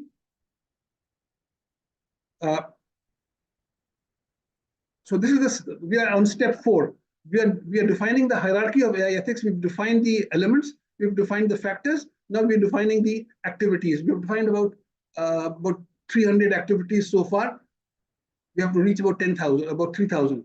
But we've started step 5 simultaneously. Whatever activities we have already defined, they are being worked on by our scholars to define the criteria for each activity based on the Quran and the Sunnah and other sources. So this is where we are now. Okay, so what's the benefit of this? We will develop a software tool which will be based on this methodology, and that software tool will be can be used by any organization or any country to assess at the individual, social, ecosystem, or national level. Let me give you an example. How does it look like? Okay, as I said, let's take the first element. The first element was respect for autonomy. That respect for autonomy can be broken down into these 14 factors. So these 14 factors define respect for autonomy. Let's look at one of them. Consent management systems. They must take my consent to use AI on me. They must have my consent on the extent of the use of AI on my data. So this is just one factor of respect for autonomy. That one factor has to decomposes into these 15 activities. So we'll look at all of these 15 activities just to see if that organization or system is how mature that organization or system is from the perspective of consent, of taking consent. So ultimately, we'll have about 3,000 of such activities. So this was all that I had to say. Now we can take a lot of questions on this because I know some aspects may be controversial in this. Yes. Yes, thank you so much, Brother Azhar. A lot for us to think. I'm thinking some of the hierarchy that you had brought, I started thinking of a maqasid, the sharia, the zururiyat, the tahsinat, and in that respect. But thank you so much. And I know we're going to open the floor up for questions towards the end. So please, if you have them in chat or otherwise, keep that on standby, and we will get to them as we move forward. I'd like to invite our next speaker for this session, who is Ali Zahid. And Ali Zahid is Ali Zahid with us? Yeah, I am. Okay. Ali Zahid Raja is a machine learning and AI professional with over 5 years of experience. He provides consultation on various topics, including data preparation, model selection and training, evaluation and interpretation, deployment, and best practices for machine learning projects. Ali offers end-to-end solutions, including development of full pipelines and his expertise span various machine learning models, from vision to text to reinforcement learning to GANS and LSTMS. He is the founder of Islam in AI, and Ali is ranked as one of the top 1% top mate Kaggle and advent of code, and has a strong motivation to help people with their career in life. And he's going to be talking to us about Islam, AI, and big data, using technology to understand the Islamic text. Brother Ali Zahid, you have the floor. Yeah, thank you so much for the introduction. And well, I'm very happy to be here and actually have a chance to talk with everyone here, because I mean, I've been here for the past 3 sessions and I'm loving everyone's hard work, opinions, and I'm amazed at the community we're making. So my input today would be into how to use AI and big data into understanding the Islamic text. And I think I will try my best to cover as much areas as I can for everyone, from beginner to professional. So bear with me. If you have any questions, let me know. So let's get on to it. Let's see. Okay. So we'll start with an overview about AI and big data. So just to explain what AI is, I'm pretty sure most of you know what AI is, but what big data is and how to use those to understand the Islamic text. So big data is a terminology when it comes to data sets which are, well, big. And you can think of the functions which are used by big companies like Twitter or Facebook because they have large data. Those are some of the functions which can be used for Islamic text as well, because Islamic text is not, it comes in the terminology of big data. You can't go around using simple search functions or list functions for that. You have to use big data functions for it. You have to use Elasticsearch for it. You have to use means which you have to map the data in such a way that you can actually encapsulate everything. You can't do that using simple techniques, and you actually have to use big data for it. So the first important point would be to acknowledge the technology that is emerging right now amongst everyone, and then how to use that for the best of it. So a lot of people have used GPTs and LLMs, and that is a great start because I mean, this wasn't there a couple of months ago, and now it is. So I'm really happy to see that. But then we have a lot of other things which also need to be incorporated and used to get the most of it, to get the most out of the Islamic text. So just for an example is the analysis of linguistics, semantics, and it's really important to understand the basic Arabic text, which is written in the Quran, before jumping into the whole debate of, wherever the debate is, wherever the elephants are in the room. So before all of that, you have to understand the Arabic of the Quran. And it's really important to have models which understand the Arabic rather than making models which are only trained on the translations. Because in my opinion, whenever you read a translation or tafsir of a Quran in any language, that is that person's interpretation or that person's opinion, or what he thinks or she thinks is that, right?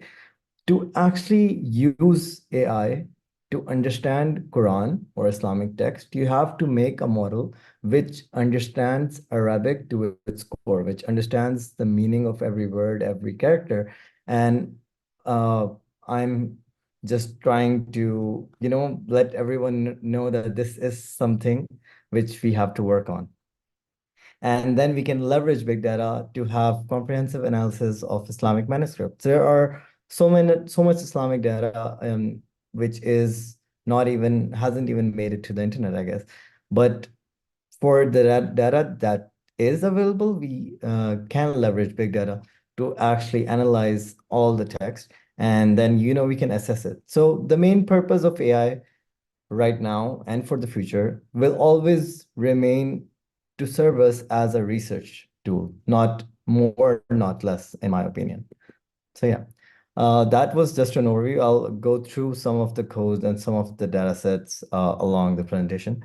So just to go over some ethical considerations, but everyone did, but from my side, it's ensuring AI tools are aligned with the Islamic values. They don't go astray, they don't misguide to such an extent that people are, really put into confusion. And before we, as we have discussed that AI's hallucination or, accuracy can never be 100%. So we have to teach everyone that, you can't rely 100% on any machine-made machine or any human when it comes to Islamic values, because I mean, you can't blindly rely on anything you read or come across. You have to verify on your own. And that is our ethical consideration, that we have to make this ideology common, that you can't just blindly trust anything. And then addressing the biasness in AI algorithms. So it's it's common knowledge that there are two prominent groups when it comes to Islam. And when you take information from one group, it has its own biasness, and the other group has its own biasness. So how do you minimize the biasness is a challenge for when it comes to AI, because whenever you talk about AI bots, I made an AI bot. There are a couple of other AI bots in this presentation, and you'll see that, where are they taking data from and what are their sources, because AI doesn't know anything other than the source, and what biasness is in that source and how to remove that. So this is just an ethical consideration, and we have to work on that. And I really want to add one thing to all this presentation, is that it's great that we put AI on a pedestal when judging it, right? So whenever, like Dr. Safi has said, and a lot of other speakers have said, that whenever anyone uses AI, the output is judged very critically, as it should be. I mean, 100% agreed on. But I just want to add that we should also put every other human on the same pedestal when we're looking at their output, sorry.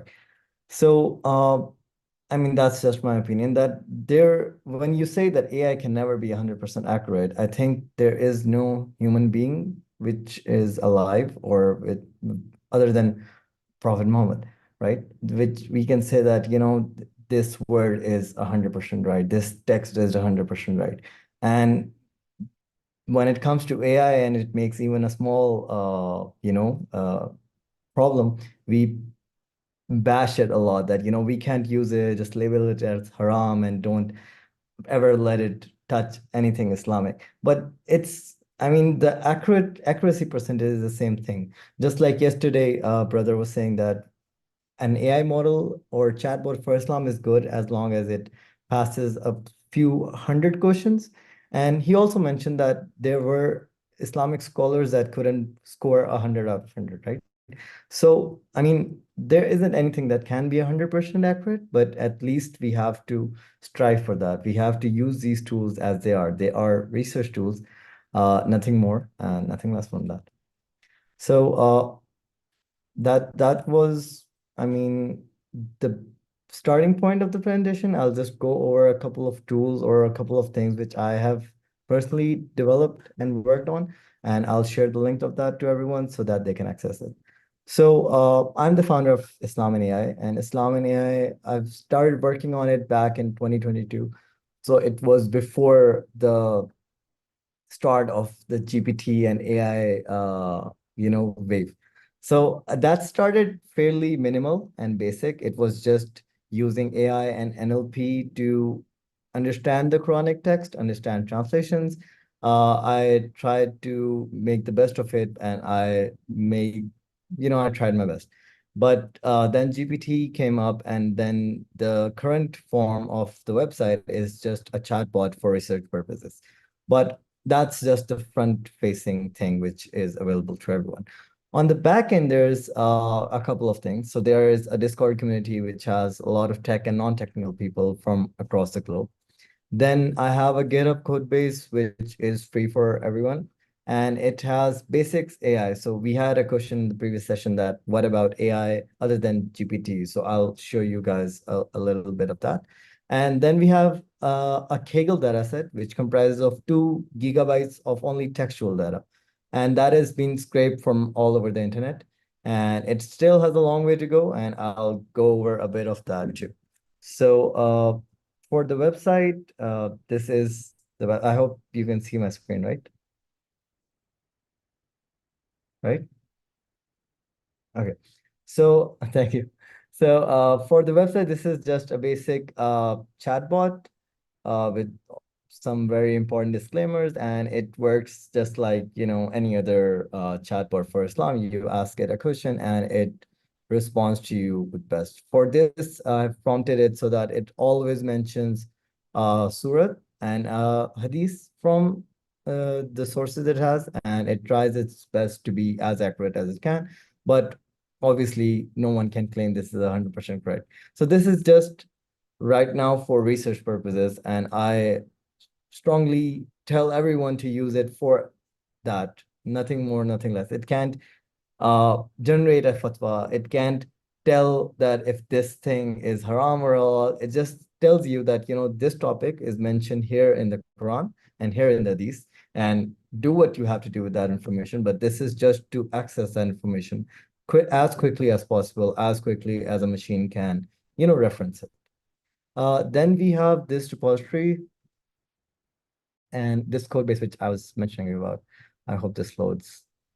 So we have a couple of notebooks, a couple of web scrapers, because web scraping was used to scrape data from different websites. And I've you know, mentioned all those websites in the sources as well. If anyone wants to verify the data sources, that is, you know, very much recommended from my side. Until this loads, I will show you guys that. So this is the link for the data set which is collected. So like I was saying, it has dictionary of every word of the Quran. It has lemmas. It has a group of verbs. It has separated every word and text from the Arabic Quran, and it has put it as a noun, as an adjective, the meaning of the word in that context, everything. And this data was scraped from Corpus Quran. If any one of you has seen it, you guys would have an idea about it. And I've just put it in a CSV format right about here. And the purpose of that is just so that we can have it ready to be used by AI, ready to be used by any model, ready to be used by visualizations. And, you know, you can do AI-based things other than, you know, just making a GPT or LLM. You can actually go through what it's there. This isn't loading, that's sad. But the main point of this was, I'll go through it over here. So right now, what's done in that notebook is that using NLP to get the top 1,000 words in the Quran, sentiment analysis for each surah, then text summarization, searching, and then similarity index. Similarity index was something which was really exciting for me, because I used it to find similarities of each ayat and each surahs with other ayats and other surahs of the Quran. So it made a really good map. So you could actually visualize how this surah's ayat is connected to this surah's ayat and what's the story behind it. And, you know, it's a lot of possibilities once you integrate basic AI, basic NLP tools with the text of Quran. You can make so many visualizations. You can have so many, you know, byproducts of it, that it's the possibilities are really endless. So that's all from my side. If you have any questions, these are the links. I'll share this link in the chat as well. And if you have any questions, please feel free to ask.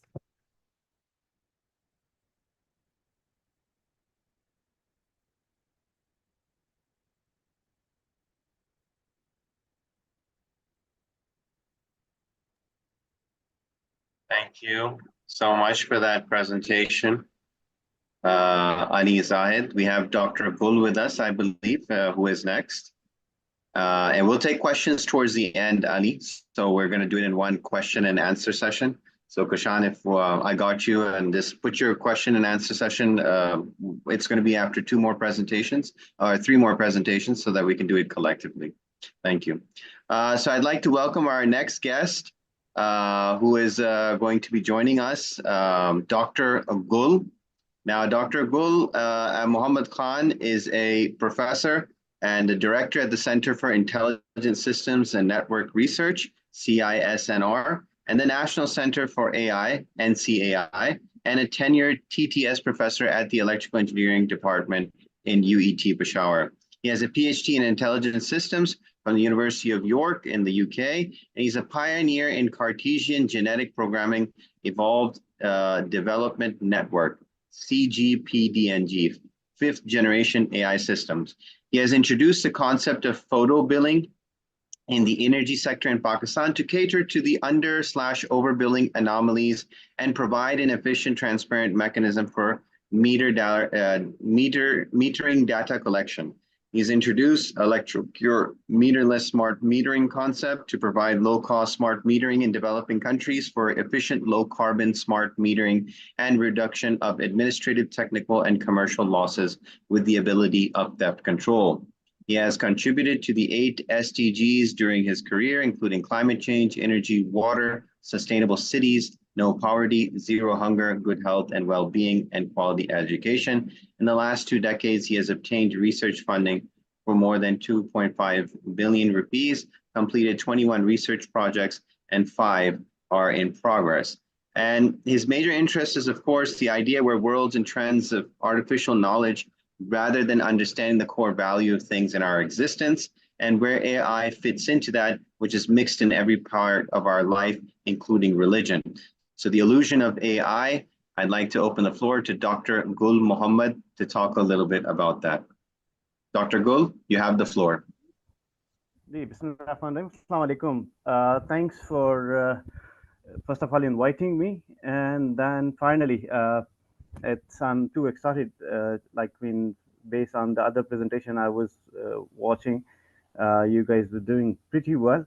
And this is a kind of unique platform for me to present, because normally we usually provide, we are pitching AI, try to sell it to people. So I think for the first time, I'll be presenting the illusion of it rather than the application of it. So let me share my screen. Okay, let me know when you can see it. Yeah. Yes, we can see it. Okay. Well, as per the understanding and the way the media presented it, and everybody is selling, including myself, I mean, we are ultimately looking forward that we establish AI, and then we expect the AI systems to build another AI, and ultimately, at some stage we were expecting that it might produce a monster that will end over human society. So let me just walk through it. That is it really the case where we are in the AI actually, and what is the actual illusion about it? Although some of the researchers might think that they have explanation of what it's doing and they understand the path towards it, but let's see how much of that is true. So, the very first thing that's our worry, that is AI going to replace us? And the thing is that before we even ask that question, the first thing is that, do we even know where the AI came from and where we think it's happening? And what was the fundamental reason that the AI was fundamentally introduced? So, I mean, so far, as for my understanding, and I mean, since you mentioned that we have explored it in a number of areas, even in some of the areas we actually didn't need AI, but we had to label it with AI. We have to incorporate some of the features of it, although we could have done it much better without AI. But the fundings and all other ingredients were there, so we had to kind of prove that this is AI. So the illusion of intelligence to the things, that's what make it sellable, and that's what we are trying to do over the years. Although we expect from AI to someday to have feelings and start complaining of all the labor that we are using it for, but let's see how true is that. Okay, if we go back a little bit about the history, I mean, the media was pitching, if you remember, you guys, there was a mechanical Turk which was being pitched as a best chess system produced like by some kind of innovative machine. But ultimately, I mean, over the history, we found out that it was actually a human being inside a chess master, which was manipulating all the moves. So, I mean, the way it was presenting was different. Lately, even in 2016, the interesting case was the Amazon Just Walk Out case, which was presented as AI. But the good thing is that they were not explicitly mentioning that AI stands for artificial intelligence. It was actually Indian, some Indian labor working in India, and they were kind of watching all those cameras, ensuring, yes, these days, in modern days, we have AI which can learn from those steps and we can incorporate them into the system ultimately. But initially, that's how it was done. And some of the things that we are doing right now are also being human oriented, and we expect the AI to learn from it. Why we are doing the brainwashing through AI a lot? It's because, I mean, the whole world is kind of putting a lot of money into it. It's grants, everything, everybody. If you just aid the label AI, it sells better. So yes, artificial intelligence, it is, whether it is or not, but we try to aid it to our systems as much as we can. No, the thing is, over the history, we probably have seen different bubbles, starting from the dot-com bubbles back in 1990s. Everybody was putting all the money into it. Same was the case with the Bitcoins. AI is at early stage, but it is heading towards that. We have seen a number of bubbles over the history, and everybody was kind of putting the money into it. If you guys remember, IT was there, and everybody was putting money in the IT back in millennium 2000 onward for quite some time. Yes, AI is still doing well, but the way it was pitched was slightly different. Same is the case with AI. And just like I mentioned that when the digitization and IoT, information technology, IT was introduced, everybody was worried that they were going to lose the job. And it was true somehow, but later on they realized that they were actually the add-on tools. They actually transformed the way we were supposed to be doing our work. And you know, the good part about AI, it is making human labor less and less. That means it's the actual thing is job displacement rather than job replacement. It is putting us where we actually should be belong, because we are human with brain, and that's where the AI is going to have trouble, and that's where we need to start utilizing it. So AI is actually kind of reminding us that we are human, we are way more intelligent, and we are not supposed to be working the basic labor. So thanks to AI, they are going to be doing that at some stage, although right now it is being highlighted as being way more intelligent than the human intelligence. Where are we right now? AI started way back in 1950s, and in some of the history take it even be in 18th centuries as well.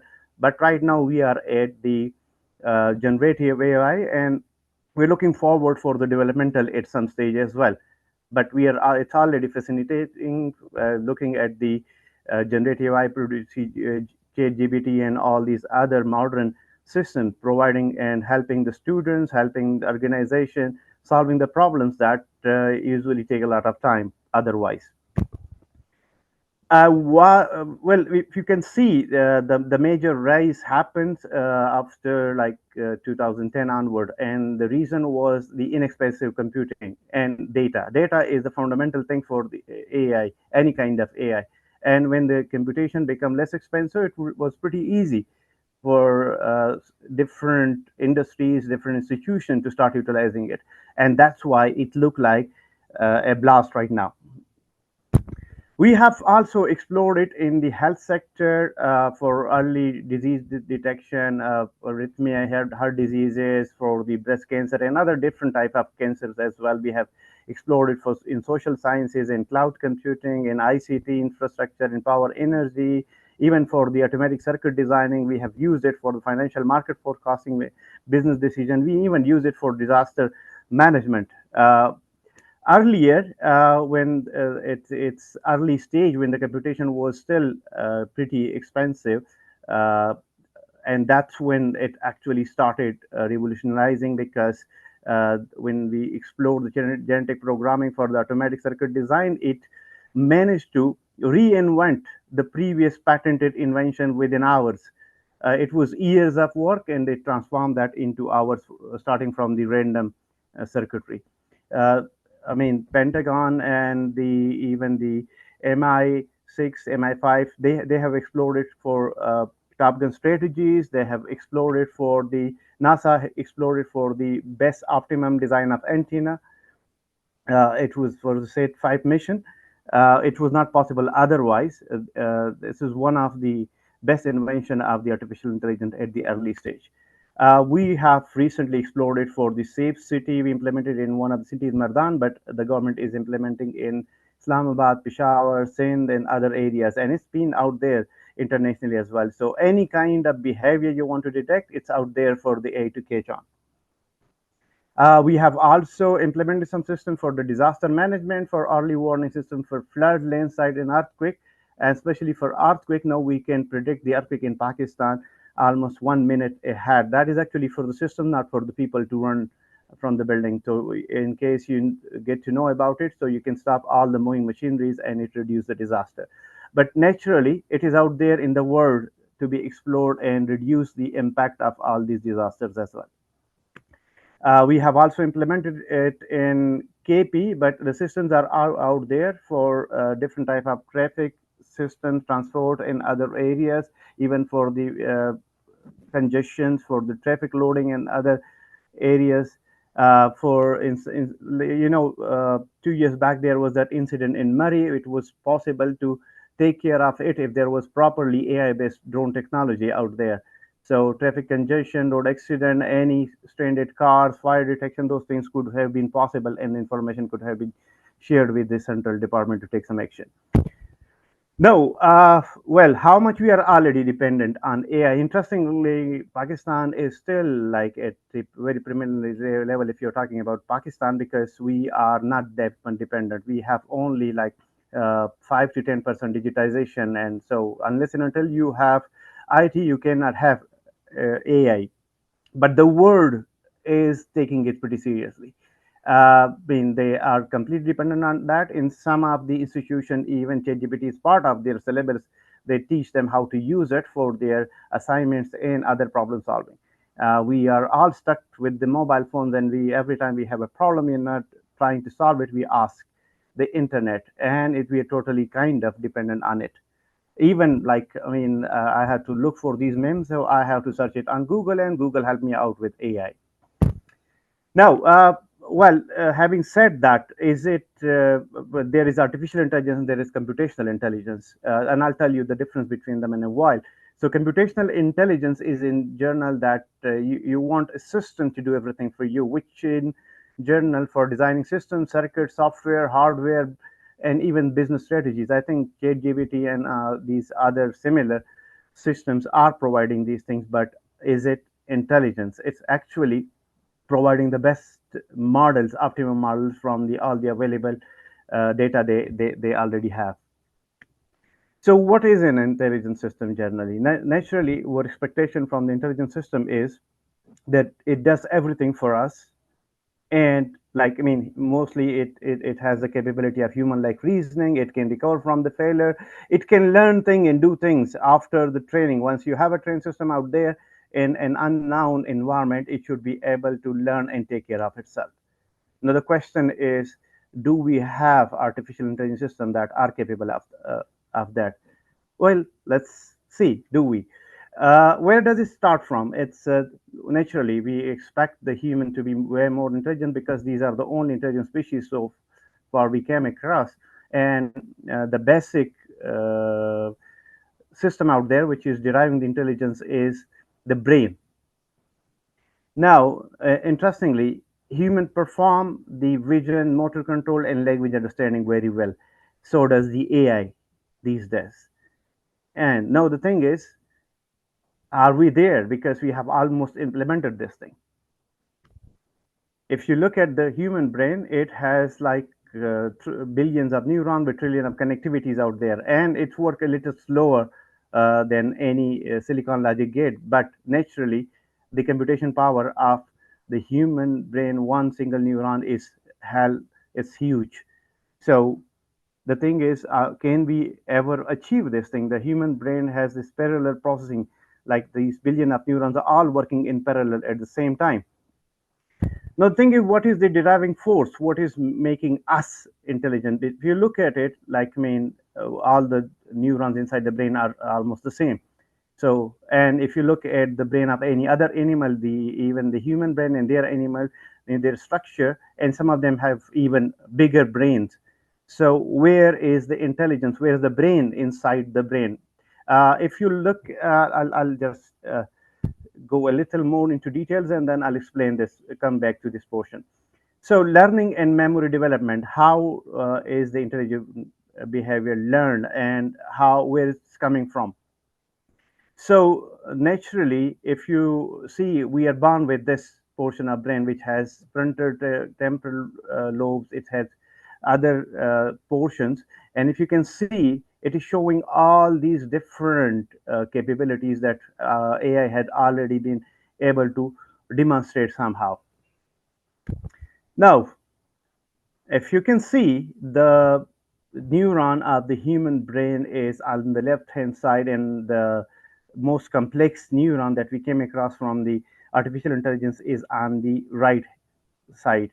So these two are still like kind of there is thousands times differences between the two. And let me share this information with you. So far, we are unable to demonstrate the capability of a single biological neuron. So that means we are not there yet. Now, the thing is, the fundamentals actually come from the evolution and development. And for the evolution, there was demonstration that the human the DNA has some special gene which is responsible for their language development. That's why we are social animal, and we can develop into better societies.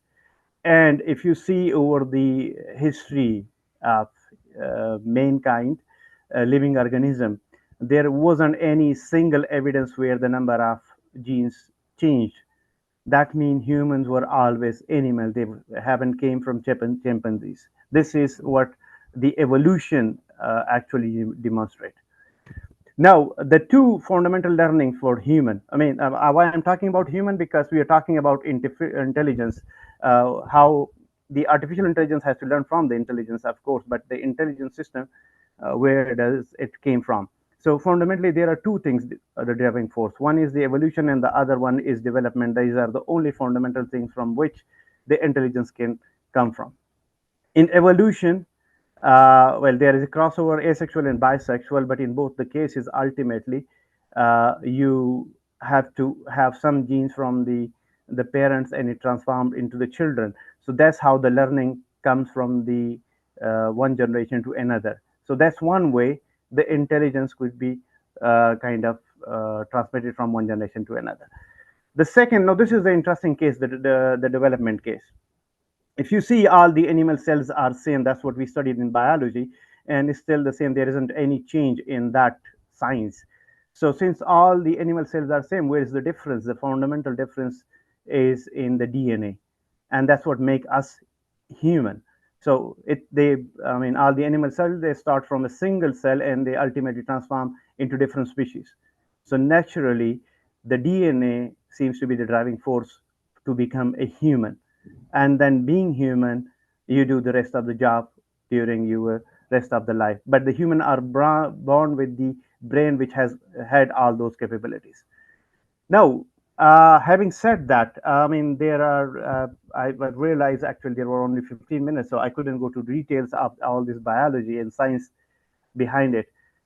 But the question is that we are trying to explore all the computational power, try to achieve intelligence from the digital circuitries, from GPUs and CPUs out there and TPUs out there, why not try to explore the brain directly, especially in those species that we are not using it for any specific reason? I would stop at this point. We can have further discussion in question and answer session. Thank you. Jazakallah khair, Dr. Gul. I think a lot of us were just getting ready that when you will talk about this connection with Quran, and I think maybe the time was too short. Maybe you were building up to a thesis of how AI will impact Quran. Perhaps we can then talk about it in the Q&A session. But Jazakallah khair for your presentation. We will now move on to our next guest speaker. Who is has joined us, hopefully, Noman Noor Saab. Are you with us, Noman? Is Noman Noor with us? Yes, I'm here. Okay. Noman Noor is a resident from Karachi, Pakistan. He's done his higher education from Iqra University as a bachelor's in computer science with a focus in software engineering. He's professionally the chief technology officer at Islam 360, a prominent organization in the field of religious and educational technology. He has been an integral part of Islam 360 since 2014 for almost 10 years. And during his tenure, not only has led, but also established a highly competent team that is leading one of the most popular, I should say, Islamic apps that there are available. And there has been significant milestones that I'm pretty sure he's going to tell us about how Islam 360 has benefited that. And his conversation is going to be about the practical approach towards enabling AI for Quran learners. Please, brother, you have the floor, Noman. So go ahead. Assalamu alaikum, everyone. So thank you for the brief introduction. So I've been working through this app for last 8 to 10 years. So basically, Islam 360 is an app that is a quick reference app for the Quran and Hadith. So like whenever you need to search any query in the Quran or in the Hadith, the books of Hadith, you can relevantly type any query and you can get the relevant result for that. And apart from that, you can play the voice of different qari, and you can you can listen recitation of Quran with different voices of the qari as well. So basically the thought behind the things for that app is to serve the community of Islam. So me and Zaid Hussain Shipa will start his working on the Android version with me in 2014 when the mobile phone is just launching and getting familiar in the Pakistan tech industry, or we can say Pakistan ecosystem. So we built an app that time that the only aim is to serve the Muslim community and fill the gap with the authentic hadith and authentic Quranic verses for that. So later on, we have been adding different authentic content, like we have back in 2014 and 15. We have 6 books of hadith, Sahih Muslim, Sahih Bukhari, the famous Shahada books. And also we continuously adding different tafsir of a Quran with the different scholars, with the school of thought on it. And so people are getting installed and feeling really well for using this app. So but our app is just take a phrase or take a keyword from it and took a search and take a search from that and gives the relevant content and distinguish the Sahih and Zaif ahadith based on the rules defined by the Aimma Ikram. So, we try to build up things side by side with the technology. So we introduce the voice recognition system on it.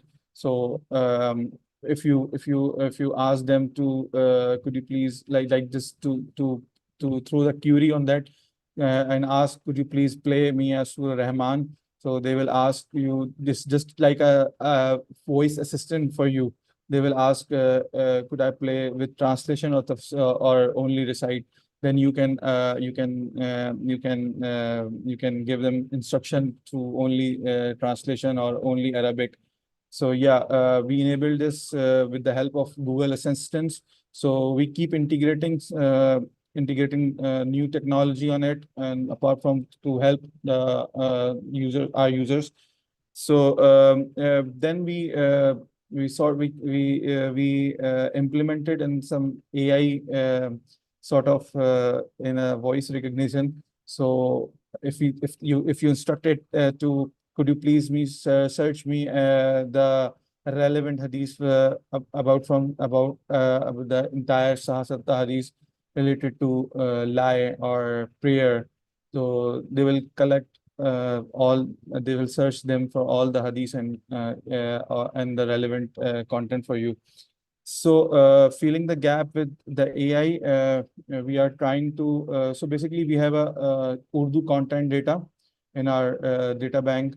So we are offline first app. So we try to build sort of AI question answer system for that, and we implemented it on a beta phases. Like if you install the app, you can you definitely see within the 15 days or 10 days an update that will enables you to ask any question related to Quran or Hadith. So we trained the data in our own system. We don't took any pre-built LLM. So because the Quran and Hadith data and the queries are very sensitive, so we make sure we train ourselves. So we build a team for that. We help them some good data and AI engineers for that. So instead of building on some third-party apps or third-party data, we build the entire system on our own data, and we are trying to build it. But we start on the Urdu language only. So if you ask any query related to that, they will definitely answer you, and people will definitely familiarizing it and definitely will take a benefit from it. So yeah, this is the whole journey, or we can say the whole app that we are trying to build it up. So the future goal is to build a system that you can. One more thing I would like to I will want to tell you. We will not tackle any school of thought. We will tackle all the school of thought for that. So it's sort of just a library to a user, where user can get the knowledge for all the scholars and all the school of thoughts for that. And yeah, and we also added it on a multiple fatawa for the different school of thought. Like for example, if you asked a certain question in Urdu, and it might be provide you an answer with the reference of the hadith, and as well as the fatawa based on the previous knowledge they have. So yeah, so the beta phase will be launching soon. You guys will be see and take a look at that, and definitely give you a feedback on that. And definitely it's early stages for us as well. So we are trying to build it up, and yeah, so that's how we are working Quran with the AI. So thank you. Yeah. Thank you very much, Noman, for that. Those of you who don't know, please go check it out. And I know there's been, what's been exciting for me during this conference is all the nifty tools, Ansari Chat, Islam and AI we just had. and just kind of exploring these different sites and efforts that's going on. Islam 360 is, of course, developing, and as Naman mentioned, one of the interesting things is introducing AI into their questions, which of course raises the ethical dimensions of someone taking that as a fatwa or something like that, and how to balance those things. And I'm pretty sure Islam Q 360 will be able to deal with those ethical challenges as they develop this. Right now, as he mentioned, it's just in an Urdu language because a lot of their users are Urdu speakers. So eventually they'll probably develop that out, would maybe have some follow-up questions in respect to the LLM that you're using. But the last but not least speaker for today, and then we're going to open up for the Q&A discussion, which I know there's been a lot of hands. I see your brother Amar as well has risen his hand and wants to share. And there's a sister who had done it earlier. Don't worry, we're getting all the questions in. Please do keep them coming. Our last speaker for today's session is Omar Al-Qadda. Omar Al-Qadda is he with us? Brother, have you joined? Omar Qadda, am I pronouncing it? Okay. Do we have Brother Omar with us? Yes, he has just texted me that he will okay. join Just confirming. Brother Omar is a project coordinator at the AI team within the Ministry of Digital Economy and Entrepreneurship, Jordan. That's very interesting because the Islamic Chamber of Commerce, we just had a major event in Jordan on digital economy. I don't know if you were there and met some members of my team, but Omar Qadda is a data scientist with a master's in data science and AI.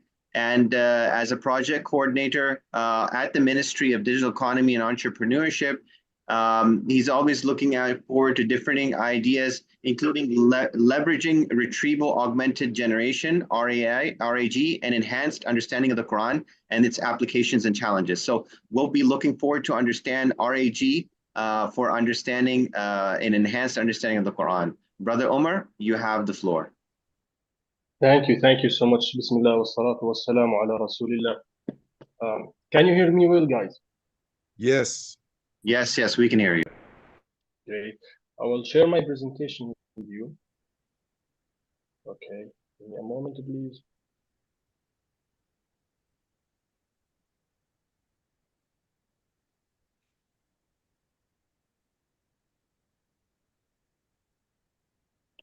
Can you see my presentation?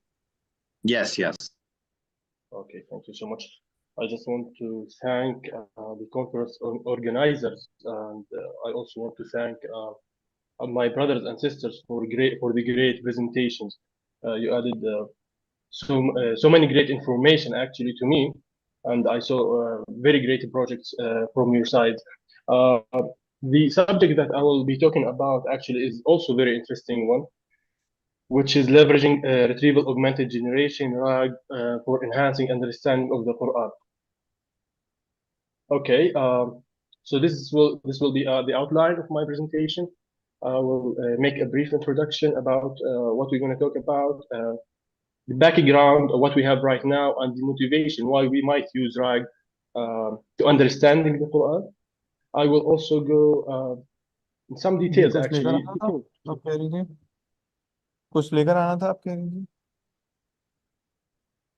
Okay, so I will go and tell some details how RAG works. I will also mention some applications to Quranic studies and challenges and considerations we might need to take. So first of all, I believe we talked a lot today and yesterday about generative AI. Obviously, generative AI excels at creating text responses using large language models, since the transfer architecture first found 2020. Large language models, as we all know, trained on vast amounts of data. Most of this data is unlabeled. Think about large language models, especially when we are talking specific subjects. It has some limitations.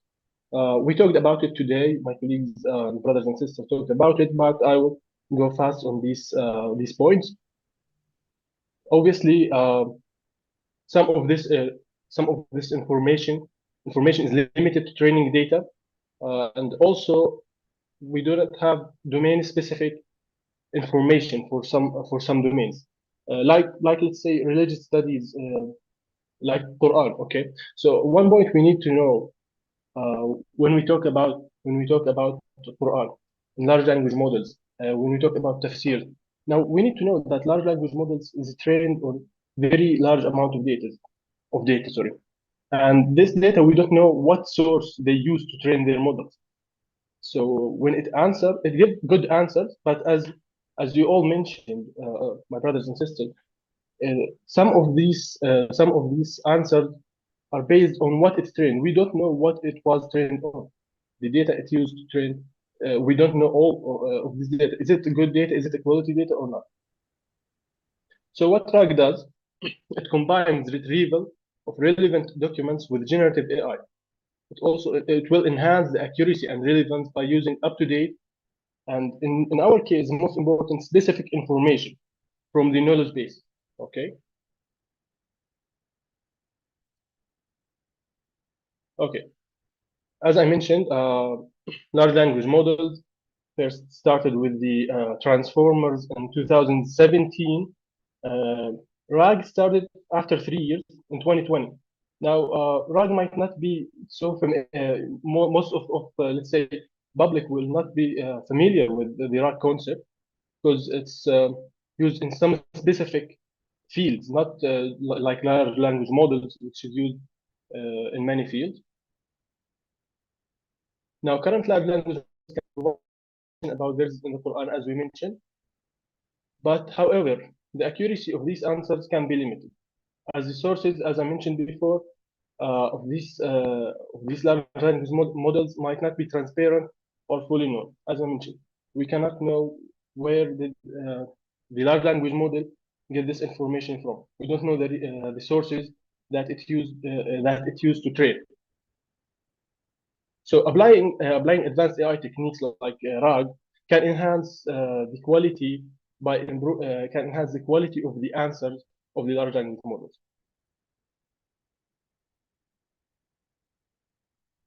Okay. So we talked about RAG, but what is it exactly? So what is it exactly? What's RAG exactly? So as I said before, large language models can answer questions from what it learned. It learned on millions of data in its training process. But what RAG does, okay, I will tell the large language models, you have great language capabilities. Please, I want to use these capabilities to answering questions. But I also want you to not give the answers from what you trained only. I will give you some documents, some files. We call it documents in this case. I will give you some documents. Please depend on these documents answering the question of my prompt or the question the user asked. So I will go quickly on the process, how it works. First of all, the user submit a prompt or a query. Now, this query will go to the query to the knowledge base. The prompt is converted to a query, and this query will send to a vector store containing documents represented also as vectors. We need to know this is very important, that in this case the database is represented as vectors.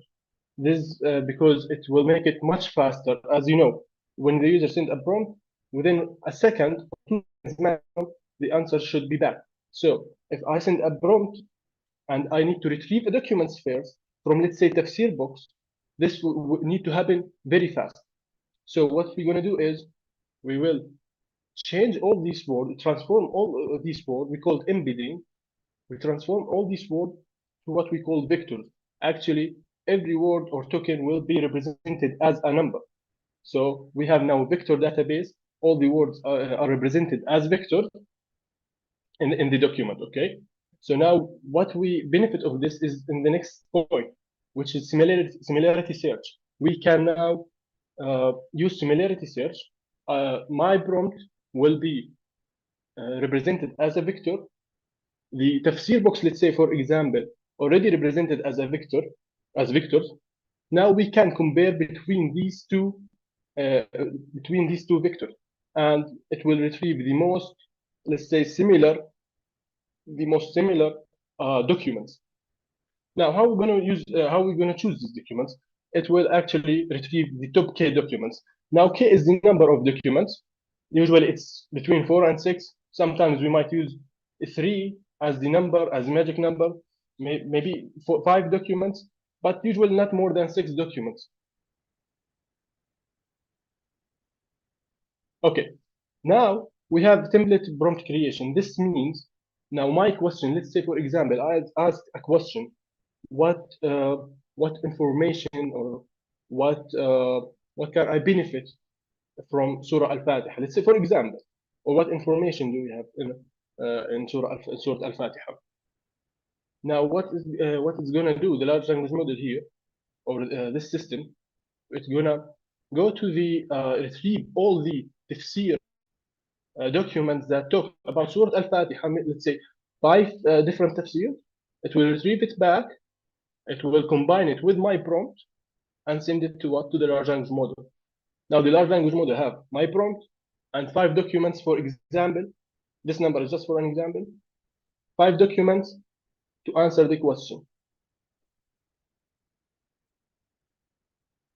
Now the large language model obviously will answer the question, but not based on what it trained, but also based on what documents it have. Okay. So this is the example I just gave. User prompt, what are the key themes in Surah Al-Fatiha? The system converts the prompt into a query and search for the vector store for related documents. It will go to the tafsir box and give, let's say, 5 documents about from different tafsir. Let's say tafsir Tabari we have, tafsir Ibn Kathir. It will give us 5 documents about Fatiha. As you can see here in this point, it will combine, as I mentioned before, combine the prompt with the documents and send it to the LLM. Now the LLM have the document, the 5, let's say, pages from the 5 different tafsir books, and my prompt. Now, so, a very little point here we need to stop on, let's say, is this is limited. We can't send, let's say, 100 tafsir books, because every large language model have its context window, which means it have a maximum number of tokens, or in another word, it have maximum number of words that it can let's say, process in every prompt and answer. For example, GPT-4 now in some models only have 8K context window, which means 8K tokens, which means around 7,000 words. That include the prompt from the user. That includes, let's say, in our case, the documents it will retrieve and the answer of the large language model.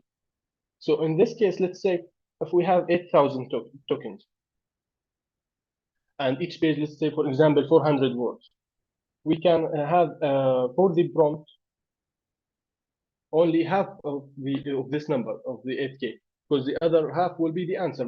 It might be the answer for 4K, let's say, tokens, right, or words. So we might have in this case maybe around 10 documents to from the RAG to the retrieved from our knowledge base to the large language model. Now here I included some examples, some real case examples on why we might need RAG, or why we might use RAG. So, someone might ask, what are the main themes? This is very similar to the last example. What are the main themes of Surah Al-Baqarah? It will provide the primary themes using the tafsir books, as I mentioned. Another question might be, what historical events are referenced in Surah Al-Baqarah? This, I believe, in this question, we can see why we need AI. Some people might say we do not need it. Scholars might answer this question. If you need answers for these questions, you can go to the books. But we actually need it for such questions. What historical events? I'm interested. I'm someone who is interested in historical events only for my study, let's say, in Quran.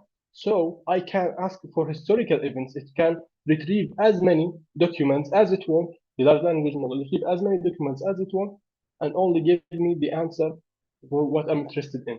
In this case, for example, the historical events. Another one might ask, what scientific phenomena are mentioned in Surah Al-Alaq? He is interested in scientific phenomena, right? So it can from the documents we have, it can retrieve whatever related to, let's say, scientific phenomena and give me the answer, which is great.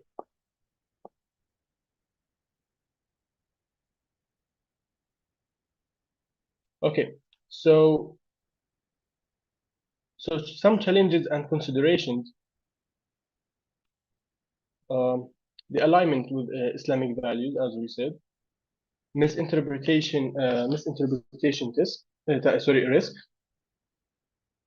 We all need to know that AI will never reach 100%. And when we talk about Quran and Islam, we need a very high accuracy. Unfortunately, AI will never reach 100%. RAG will improve the percentage very much. It might reach, I don't know, 95 to 99%, but it will never reach 100%. So there always will be a risk. So even if people will use it, they always will need to be they always need to know that there is a risk actually that it might be wrong. Another challenge we have, scholars' acceptance. Will it be accepted? I believe such conferences will increase the awareness about how important such technology might be, but will they accept it? Another one is community trust.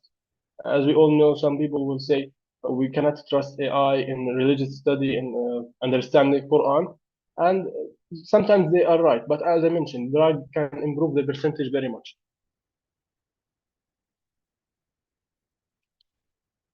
Finally, implementing RAG with large language model, as I mentioned, offer Muslims unique opportunity to gain a deeper understanding.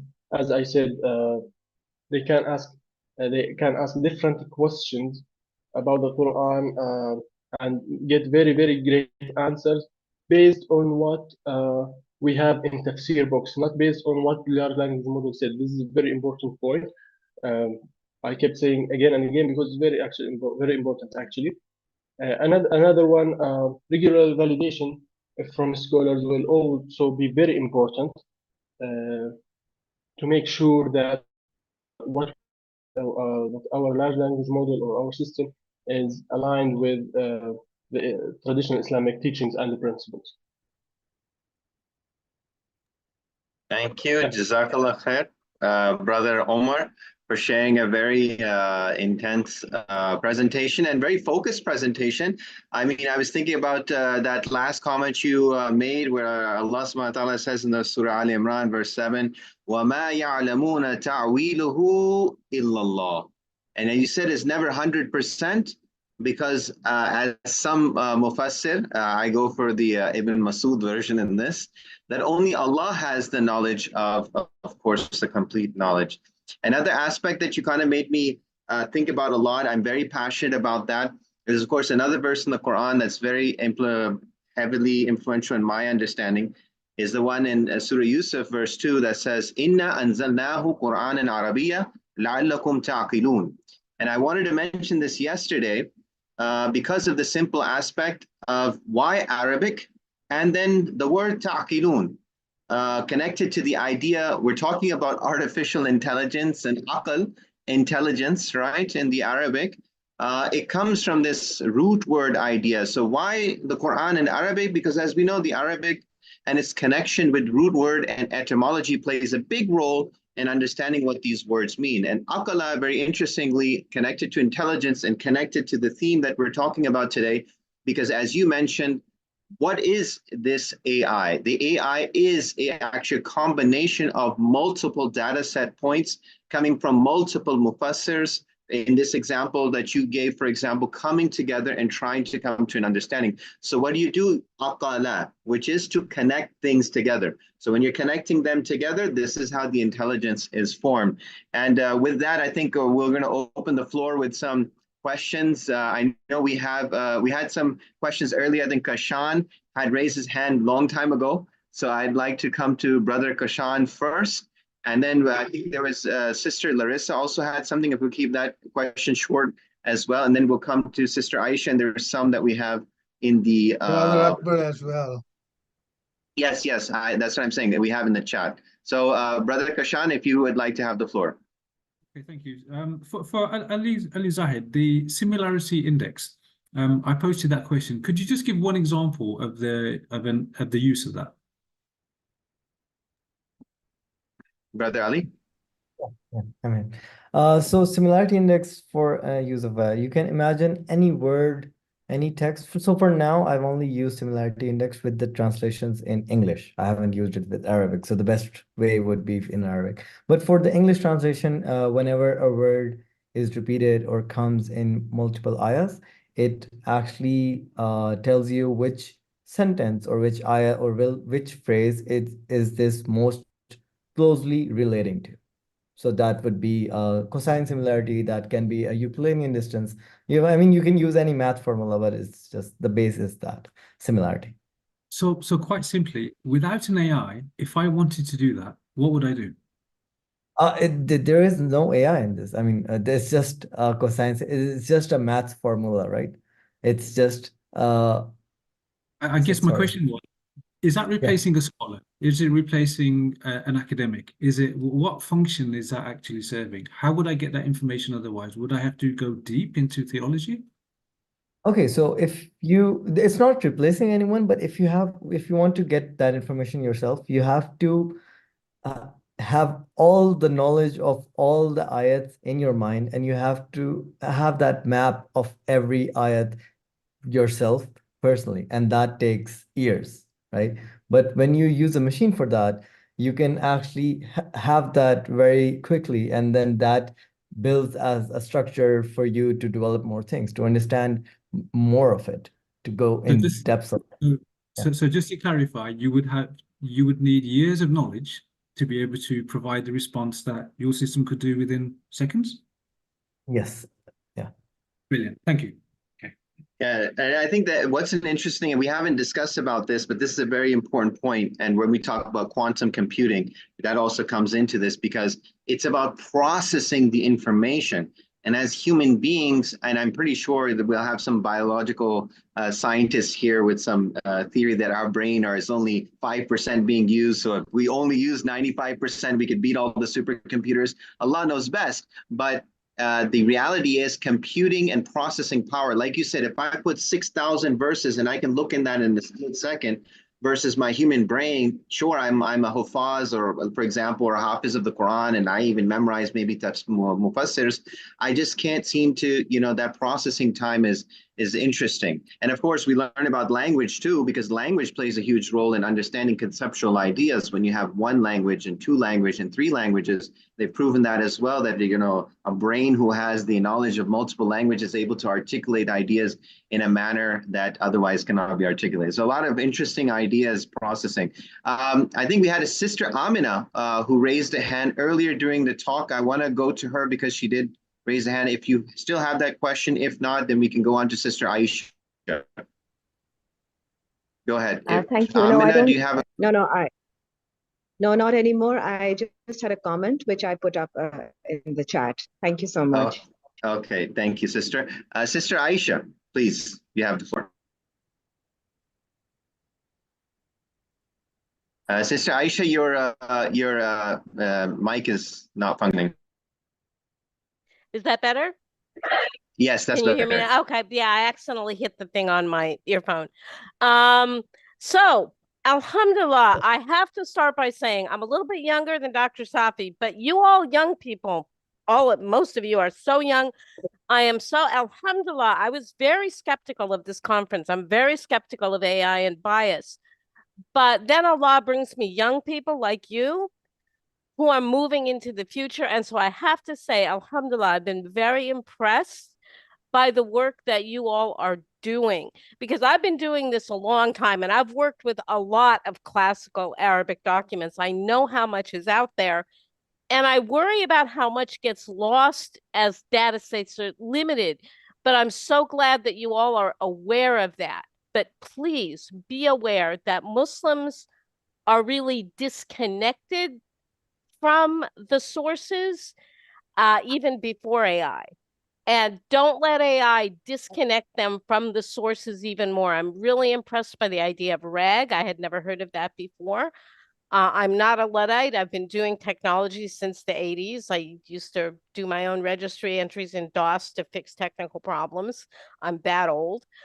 But alhamdulillah, I just had to say how impressed I've been with these presentations, and that you, younger generation, now that I'm an elder, I accept that role. I'm here to encourage you. Do not let the Muslim community become more disconnected because of the limitation of data sets. Just be aware of that. And mashallah, inshallah, keep up the good work. Thank you. Thank you so much, Sister Aisha. Sister Aisha was also one of the presenters of the first day session. If you haven't been able to watch that or you missed that session, you can go to our YouTube and the recording is there. Please do watch her important talk. We had a question by Dr. Akbar Khwaja. He wanted to ask a question or a comment to Mr. Azhar's presentation. Dr. Khwaja. Thank you so much, Brother Azhar. Thank you so much for your presentation by Society 5. You mentioned about ISO 33001 compliance of whatever the suggestions you have may summarize. There's another layer, which is AI compliance, which is regulatory and ethical. We are not too late. No government has taken final legislation or act except the European Union, which they have announced their first AI Act on August 1st, 2 days ago. And it focuses on the 5 areas, and it may give you a guidance on the framework. One is the data protection, second, consumer protection, third, fundamental rights, fourth, employment, and fifth, product safety. It addresses all these areas as far as AI, regulatory, and ethical issues are concerned. Other governments are working on that. They have allocated big budgets. Even the U.S. government, they're working mostly on the government side of the central banks and so on. But my suggestion is that because you were focusing more on the ISO compliance, which is a non-governmental international standard organization's focus, and now the new governmental layer is coming up. There are many acts in the pipeline, different governments, Japan, India, China. So I thought if you could look to that framework, it is very comprehensive. It was released just 2 days ago. It's called European Union AI Act, and focusing paving the way for safe and ethical AI. Thank you. Thank you so much, Dr. Akbar Khwaja. We have a question from YouTube, and I know Ali has been quite active on that. Oh, Dr. Safi, you would like to say something. Please go ahead, Dr. Safi. I basically want to thank Dr. Aisha Musa, and I want to let everybody know that she's on the executive committee of Iqra. And I celebrated in my life the conversion of too many people to Islam. Today, I am very happy to say I'm enjoying the conversion of Dr. Aisha to AI. And that is not lesser of an accomplishment of this conference than a lot of other accomplishment. Thank you, Dr. Aisha, and welcome to the world of AI. Thank you. Yes. Do not overestimate. Do not overestimate. I am still skeptical. If these young people don't take the responsibility that they have to Allah and to humanity, yes, then it will be a bad thing. Yes. But AI can be a very dangerous tool, or it can be a very useful tool. It depends on us. And that's why I'm complimenting these young people. I'm not converted to AI. I am converted to using. I've always believed in using the right tools. Good. And these young people give me hope. That's the change. It's not, it's that Allah has shown me that there are young people that, you know, I may live another 30 years, but they will live another 40, 50, 60 years. And I hope, inshallah, that they carry that on. And that's what I'm here to do now in my role as an elder. I am here to empower and encourage these young people because so that's what I'm here for. So alhamdulillah. Thank you. That's it. Thank you. Thank you for your message. So this next question, you know, I actually was thinking about it too, actually, to be really honest with everybody here. Where from yesterday's presentation and Michelle, and I think the conversation got too intensive. I didn't get a chance to ask this. So I'm glad someone asked this today. And if Sister Michelle is here today, please do chime in on this because you kind of touched on it a little bit. But the question is, what do you think about visualizing the stories mentioned in the Quran and Sunnah? We all have heard of OpenAI model Sora, which generates videos from prompts. Would that be a good direction for Islam? Now, it's interesting, and then Dr. Safi, you can take this, and maybe if other panelists or we have participants can comment on this. I imagine, again, going back when we first, and I mentioned this yesterday, Dr. Safi, imagine us 1,300 years ago, you know, just coming out and we decided, hey, let's put Quran on paper, you know, into a book form. Oh my God, a scandal, you know, we put it into paper. And there was something going on there. Then finally someone visualized some of these stories into paintings, you know, maybe without human form. But that was done. That is part of Islamic art. They expressed it in that way. And what are the, obviously there's ethics involved in that. The question of course here is now with the AI tool, if we do that, how we can have that. So Brother Safi, I'll let you go first and then we'll see the rest. I just want to bring to your attention someone who's sitting with us, who's already doing this. And he already sent me samples of his work. He's sitting right there, Dr. Sami Mahdi. And he's attempting to do this.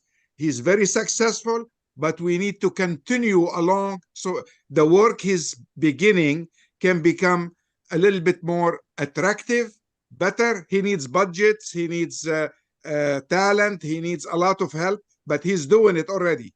Thank you.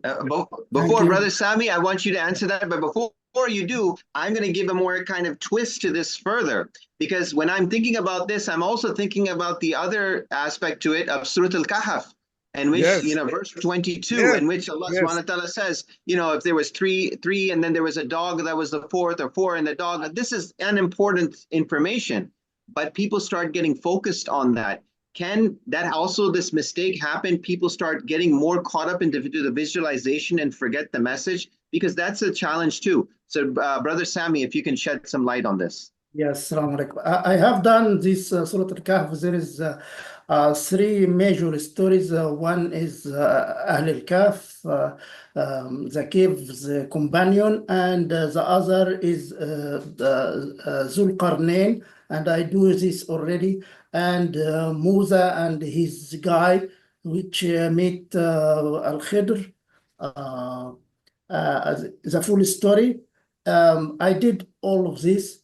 With Surah app, you cannot do this. If you give them, I try Surah, but it gives bad results.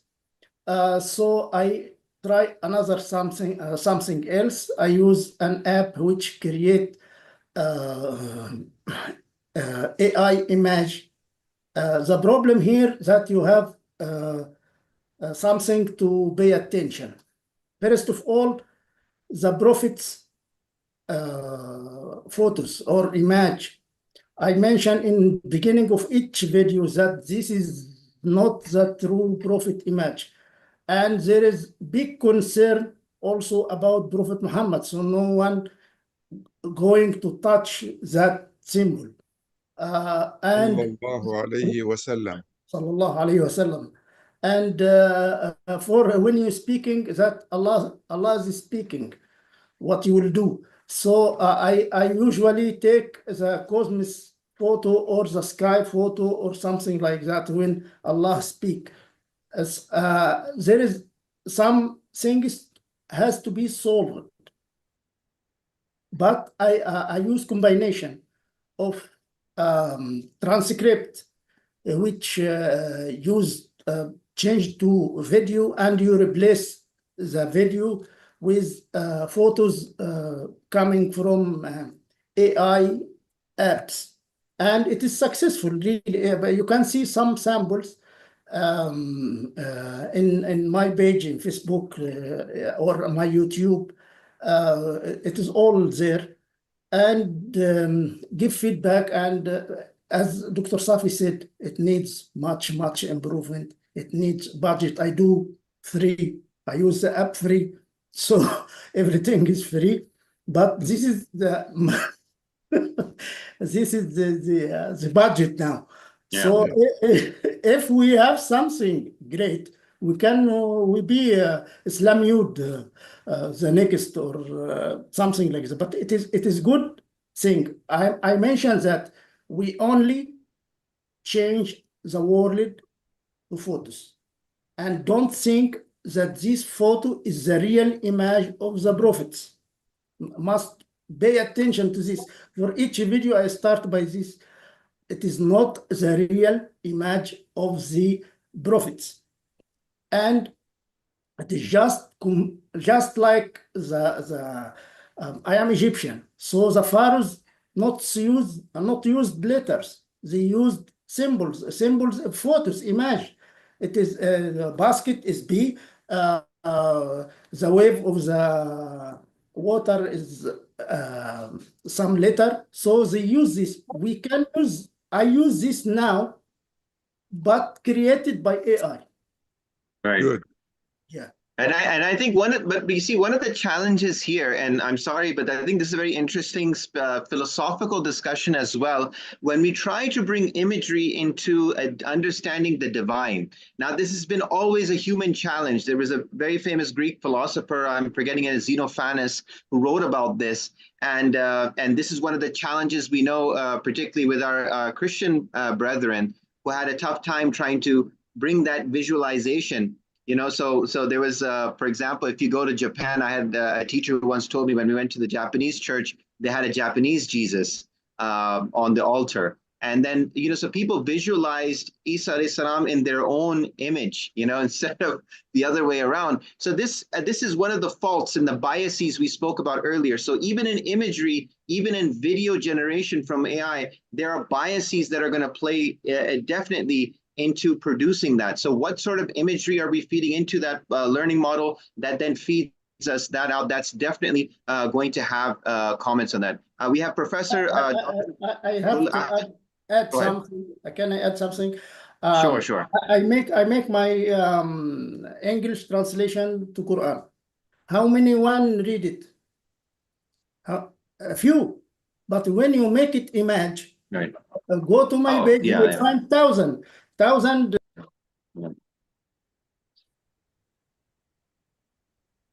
Your mic kind of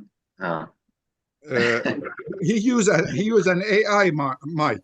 Yeah, right. It knows where to stop. It will be more intelligent. Yes. Yes. No, I put the arrow on the mic so it suddenly closes. No. What a beautiful argument, though, Brother Sami. You're saying, fi sabilillah, for the dawah purposes. You remind me of my brother, our late brother Ahmed Didat. He used to say, when people used to say, do not use video and television, and he said, this is for dawah. I reach out to tens of thousands of more people in the same talk, so why not use technology? Very good. I think this is a very significant argument that you have presented. I think, Dr. Safi, you want to add something, and then we'll go to Ali, and then we have Professor Gul as well. I just want to thank Dr. Sami for all his efforts and encourage him. A lot of time, people accuse me of being very optimistic. And they wonder, why am I saying the things I'm saying or doing those things that are not calculated properly? I'm too ambitious. Yes, I plant the seed. Allah will bring the rain. And this is why each one of us has to do. We only do what we can, but that shouldn't stop us from dreaming big. And for this ummah to wake up again and create a new civilization, each one of us have to believe that Allah is there for us and He will take the work and multiply it by 1,000,000. That's right. And this could be one of His promises in His manner in preserving the message. Maybe this is part of that journey. We have Professor Gul, and then we have Ali as well. So Professor Gul, please, if you have some comment, and then Ali. Yeah, thank you. That was a very interesting discussion that you guys had. Actually, there was a question that what is the relevance of my talk of illusion of AI as well. So actually, been working in the area for last 20 years or so, and I also mentioned about what is AI actually doing to us. People started to ask religious questions from the AI. They feel that AI is actually the intelligent machine out there who can answer and guide us best. So it's just something that we need to be very specific, and we need to be explicit about this, that the artificial intelligence right from the beginning to date, so far, it's always data oriented, and it's actually modeling the input and output. It's giving us mathematical models. It's not even the time oriented process. Can be used for prediction, for like that is also statistical analysis. It can be used for image recognition. It can be used for like searching different things that is already in the database. But if you're expecting artificial intelligence to have intelligence, which is a unique ability that the human got, and where does it come from? That's where I was explaining the evolution and development, and where do we lie, and how these things started and where it transformed to. So AI is still very far from that. Even if you manage to achieve that, that means you will end up with a brain. Okay, you have the human brain that is still like active for quite some time after even the person die. You can even directly access the human brain from, but can you use it? Then that's where the operating system that the God, the self-aware of being human, that's where it comes from, conscious. And that's the thing that is God gifted only. That's the life factor.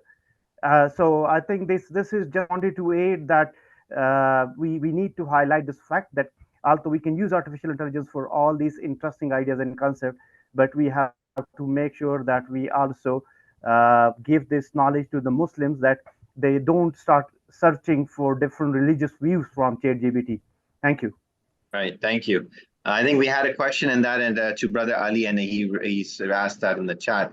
I think Brother Ali also has something to add. So Brother Ali, you have the floor.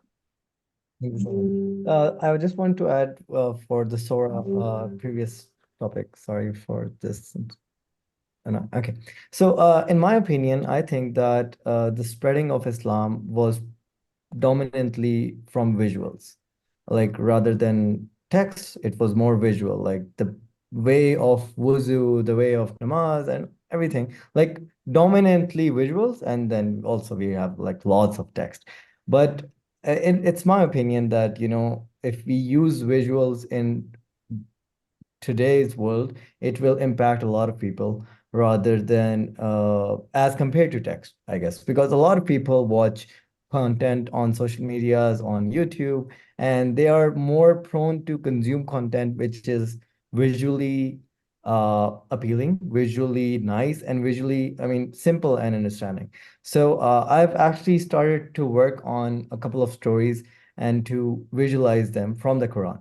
And obviously, I'm 100% of the, you know, in the favor of using AI to help you, but you can't rely on Sora or any other AI 100% to generate everything. Like you just give it the surat and it generates the 100 thing. It needs some supervision, but definitely use it to help you, to help in the script, to help in the visuals, and that would go a long way. Because if you can just take surah field and you just visualize the whole event that happened, that would, you know, explain it a lot better, I guess, in my opinion. So yeah, that's my take on that.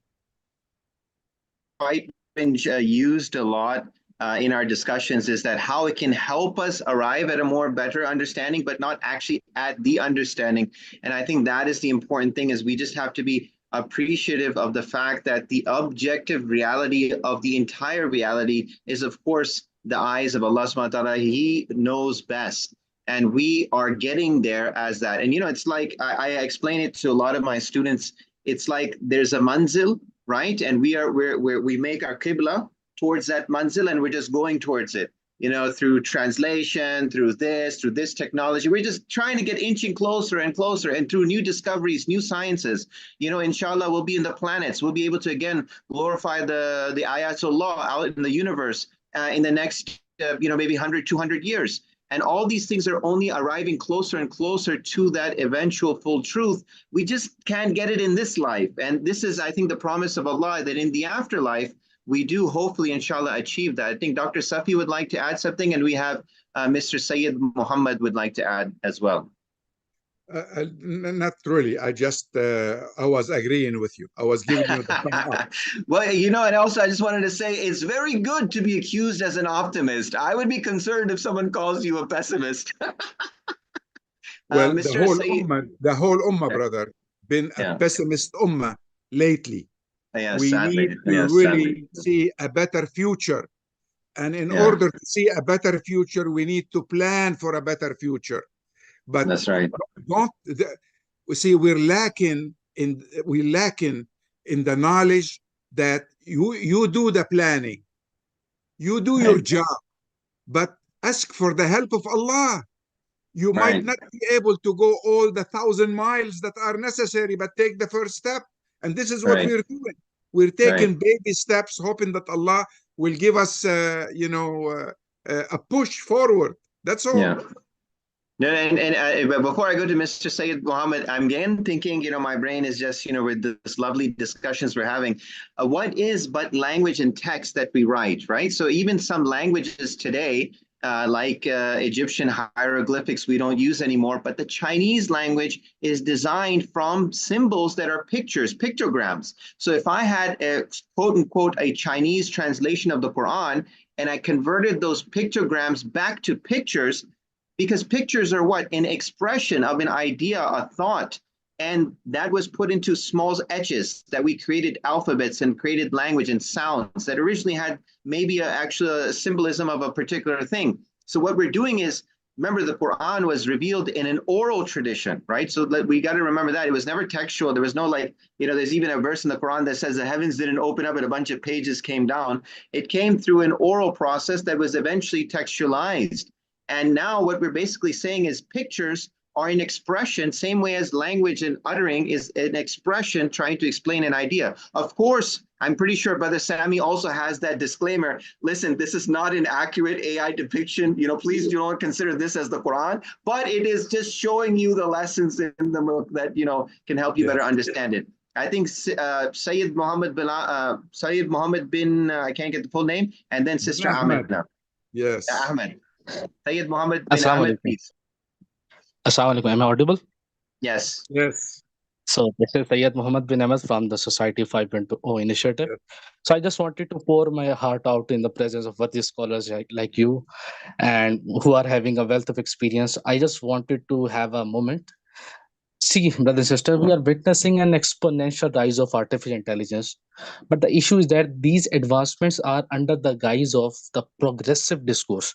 So particularly in the backdrop of current new liberal and late capitalistic postmodern world, which means AI development has also prompted to an increasingly uncertain ethical tomorrow. Okay, so the thing is, we have to start out right away with the question of why. Do we really need it? Why? So that we must not feel lost in the sea of innovation. So if we just come close together and start an initiative to thoroughly probe the question of ethics by exploring the current state of AI, its existing application, and its future, so that the true ramification should not wipe away from our eyes. And in the light of these such things, we must interrogate its various ethical dimensions as well as its societal and public policy perspectives. Okay, once we are done with that, then we must introduce a globally accepted normative instrument.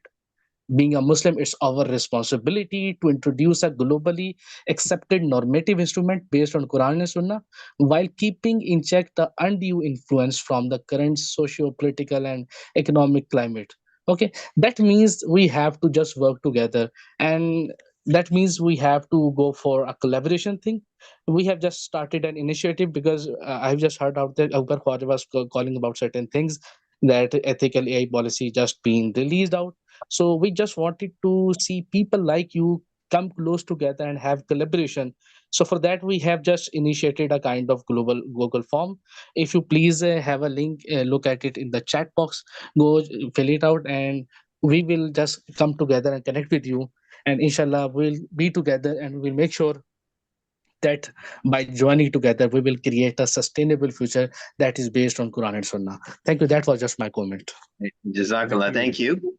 We have Sister Amina who would like to share something. Yes. Yes, thank you. So just listening to the conversation and of course taking it all in, I just think that definitely the imagination, when put into pictures and whatever, in videos and characters, etc., will definitely make it easier for everyone to understand and come closer to the message.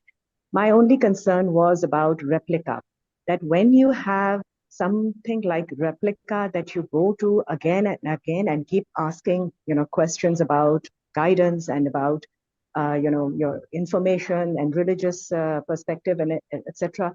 That can be, leading to something which you may not want eventually to end up into, being manipulated by that intelligence or whatever, that AI character is.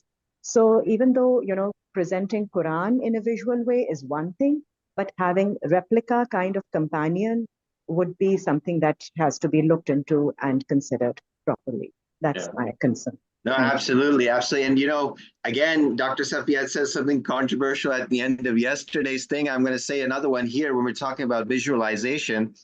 Again, just throwing it out there, but I'm pretty sure we might test out some AI engines, what the reaction is going to be. Maybe Sami can, just keep it to himself.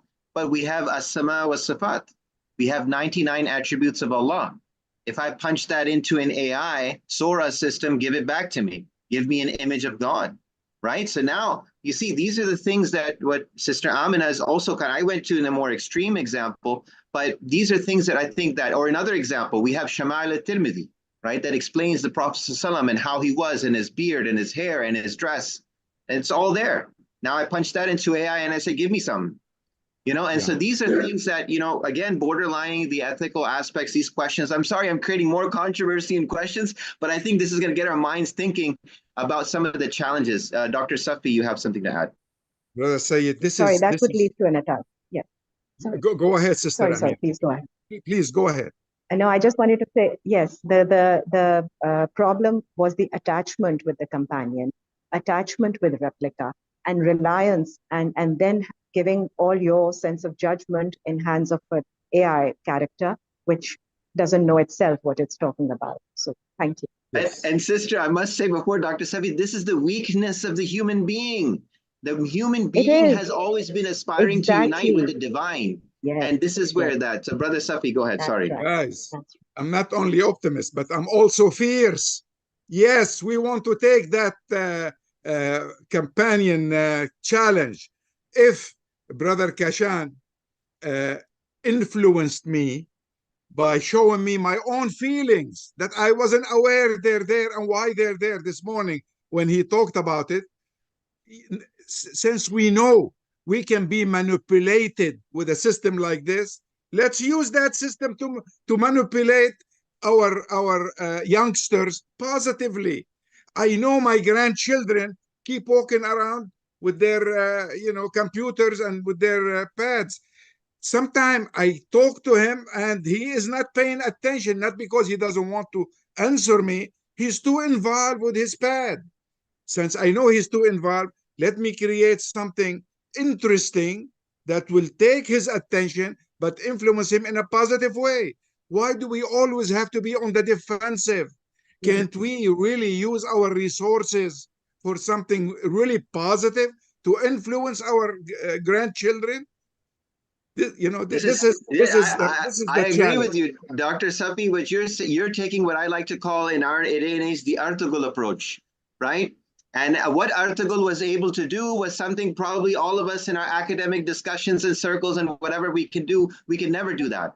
Because what it did, it tapped into the consciousness of our people. When I mean our people, all Muslims across the world, that we had something to contribute. There is something there. Yes, it was a Turkish drama, but what it did, it helped awaken that spirit that what you're talking about. So I take that approach, and I do take your criticism. I think a lot of us are academics as well, so we're very careful, treading the academic world, trying to get it perfect, even though we know we can never get it perfect. So, Brother Ali, you have something to add. Just from what Dr. Misami had said, and that is like, if you don't make that boundary for anyone, AI or a human being, then that ultimately leads to a school of thought being born. Like, I mean, 500 years from now, we might have a sect just for AI, so the believers of AI, and then we have the non-believers of AI. And that's just, like way years after We already do. Brother, you weren't here yesterday. We already do. We have the first church of AI. Yeah. So we're opening an Islamic school of thought here in this discussion. So the main point is everyone has to tell everyone that whenever it comes to AI or any human being or anyone except God and Muhammad sallallahu alaihi wasallam, you can't blindly just go with whatever is said. You have to look into it. You have to research on it. And once you make sure you do that with AI or any human being, then you'll stick to what's good. May I disagree with Brother Ali? I disagree, Brother Ali. Understanding our human weaknesses. We all have weaknesses.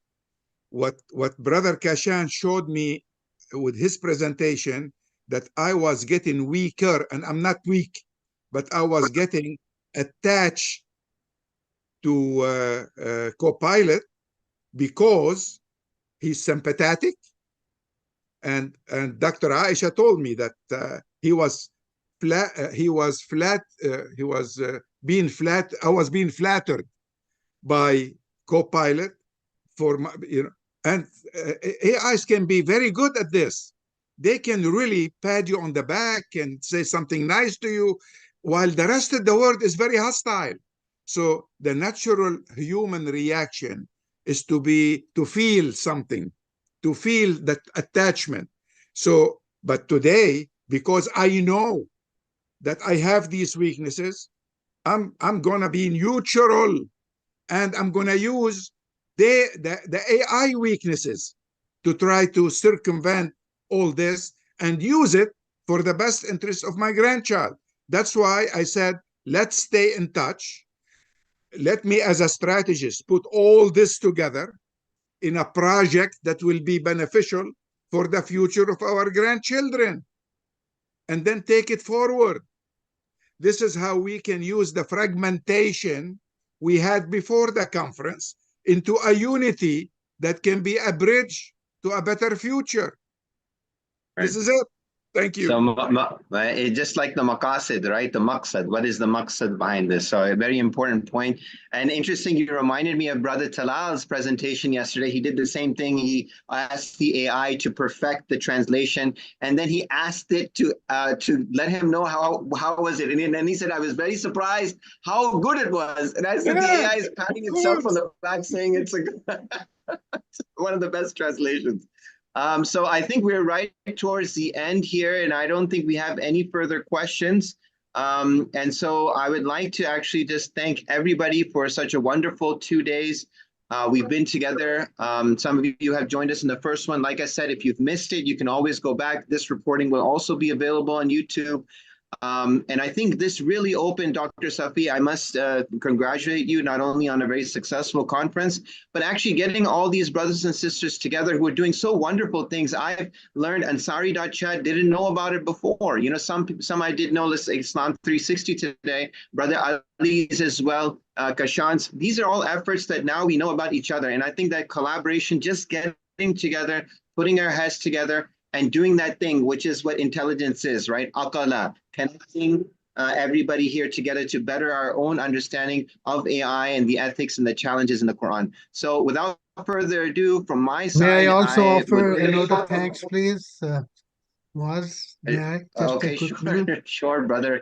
I would like Yes, to Dr. Fajr. offer a note of thanks to our host, Dr. Safi Kaskas, Ikra, and members of Ikra team, especially Brother Muaz Shah, Sister Nahid Sayed, and Zan Malik, and all presenters. I think it was excellent conference. I sincerely enjoyed it, although I was not feeling well, but Dr. Safi Kaskas motivated me to be here. Thank you so much. Thank you so much, Dr. Akbar. Thank Dr. Safi, you have the honors to giving us our final thoughts before we Thank sign you off. very much. Thank you. I'm going to start with dua in Arabic, and then I will go into English. لا إله إلا الله وحده لا شريك له له الملك وله الحمد وهو على كل شيء قدير والحمد لله والصلاة والسلام على رسول الله وآله وصحبه ومن والاه اللهم لك الحمد كله كما ينبغي لجلال وجهك وعظيم سلطانك اللهم لك الحمد حمدا كثيرا طيبا مباركا فيه عدد خلقك ورضا نفسك وزنة عرشك ومداد كلماتك اللهم لك الحمد حتى ترضى ولك الحمد بعد الرضا ولك الحمد إذا رضيت ولك الشكر دائما على نعمك ربي إني لما أنزلت إلي من خير فقير. Brothers and sisters, as we come to the end of this enlightening and successful conference on AI and the Quran, I want to extend my heartfelt gratitude to each and every one of you. Your participation, insights, and dedication have made this event truly remarkable. O Allah, we thank you for the success of this conference. We are grateful for the knowledge shared, the discussions held, and the connections made. Your blessings have been evident in every session and interaction. To all the participants, your contributions have been invaluable. You have brought diverse perspectives and deep understanding, enriching our collective knowledge. Your efforts in search and dialogue are paving the way for a future where ancient wisdom and modern technology can coexist harmoniously. As we move forward, let us continue to strive for goodness and truth. May our work always be guided by the principles that please Allah subhanahu wa ta'ala and serve Islam, Muslims, and all of humanity. Thank you once again for your commitment and enthusiasm. May we meet again in future gatherings, continuing our journey of knowledge and contemplation. Wassalamu alaikum wa rahmatullahi wa barakatuh. Thank you. Thank you, everybody. Thank you. Have a great day. Thank you so much. Thank you. God bless you. Thank you, everyone. Allah Hafiz.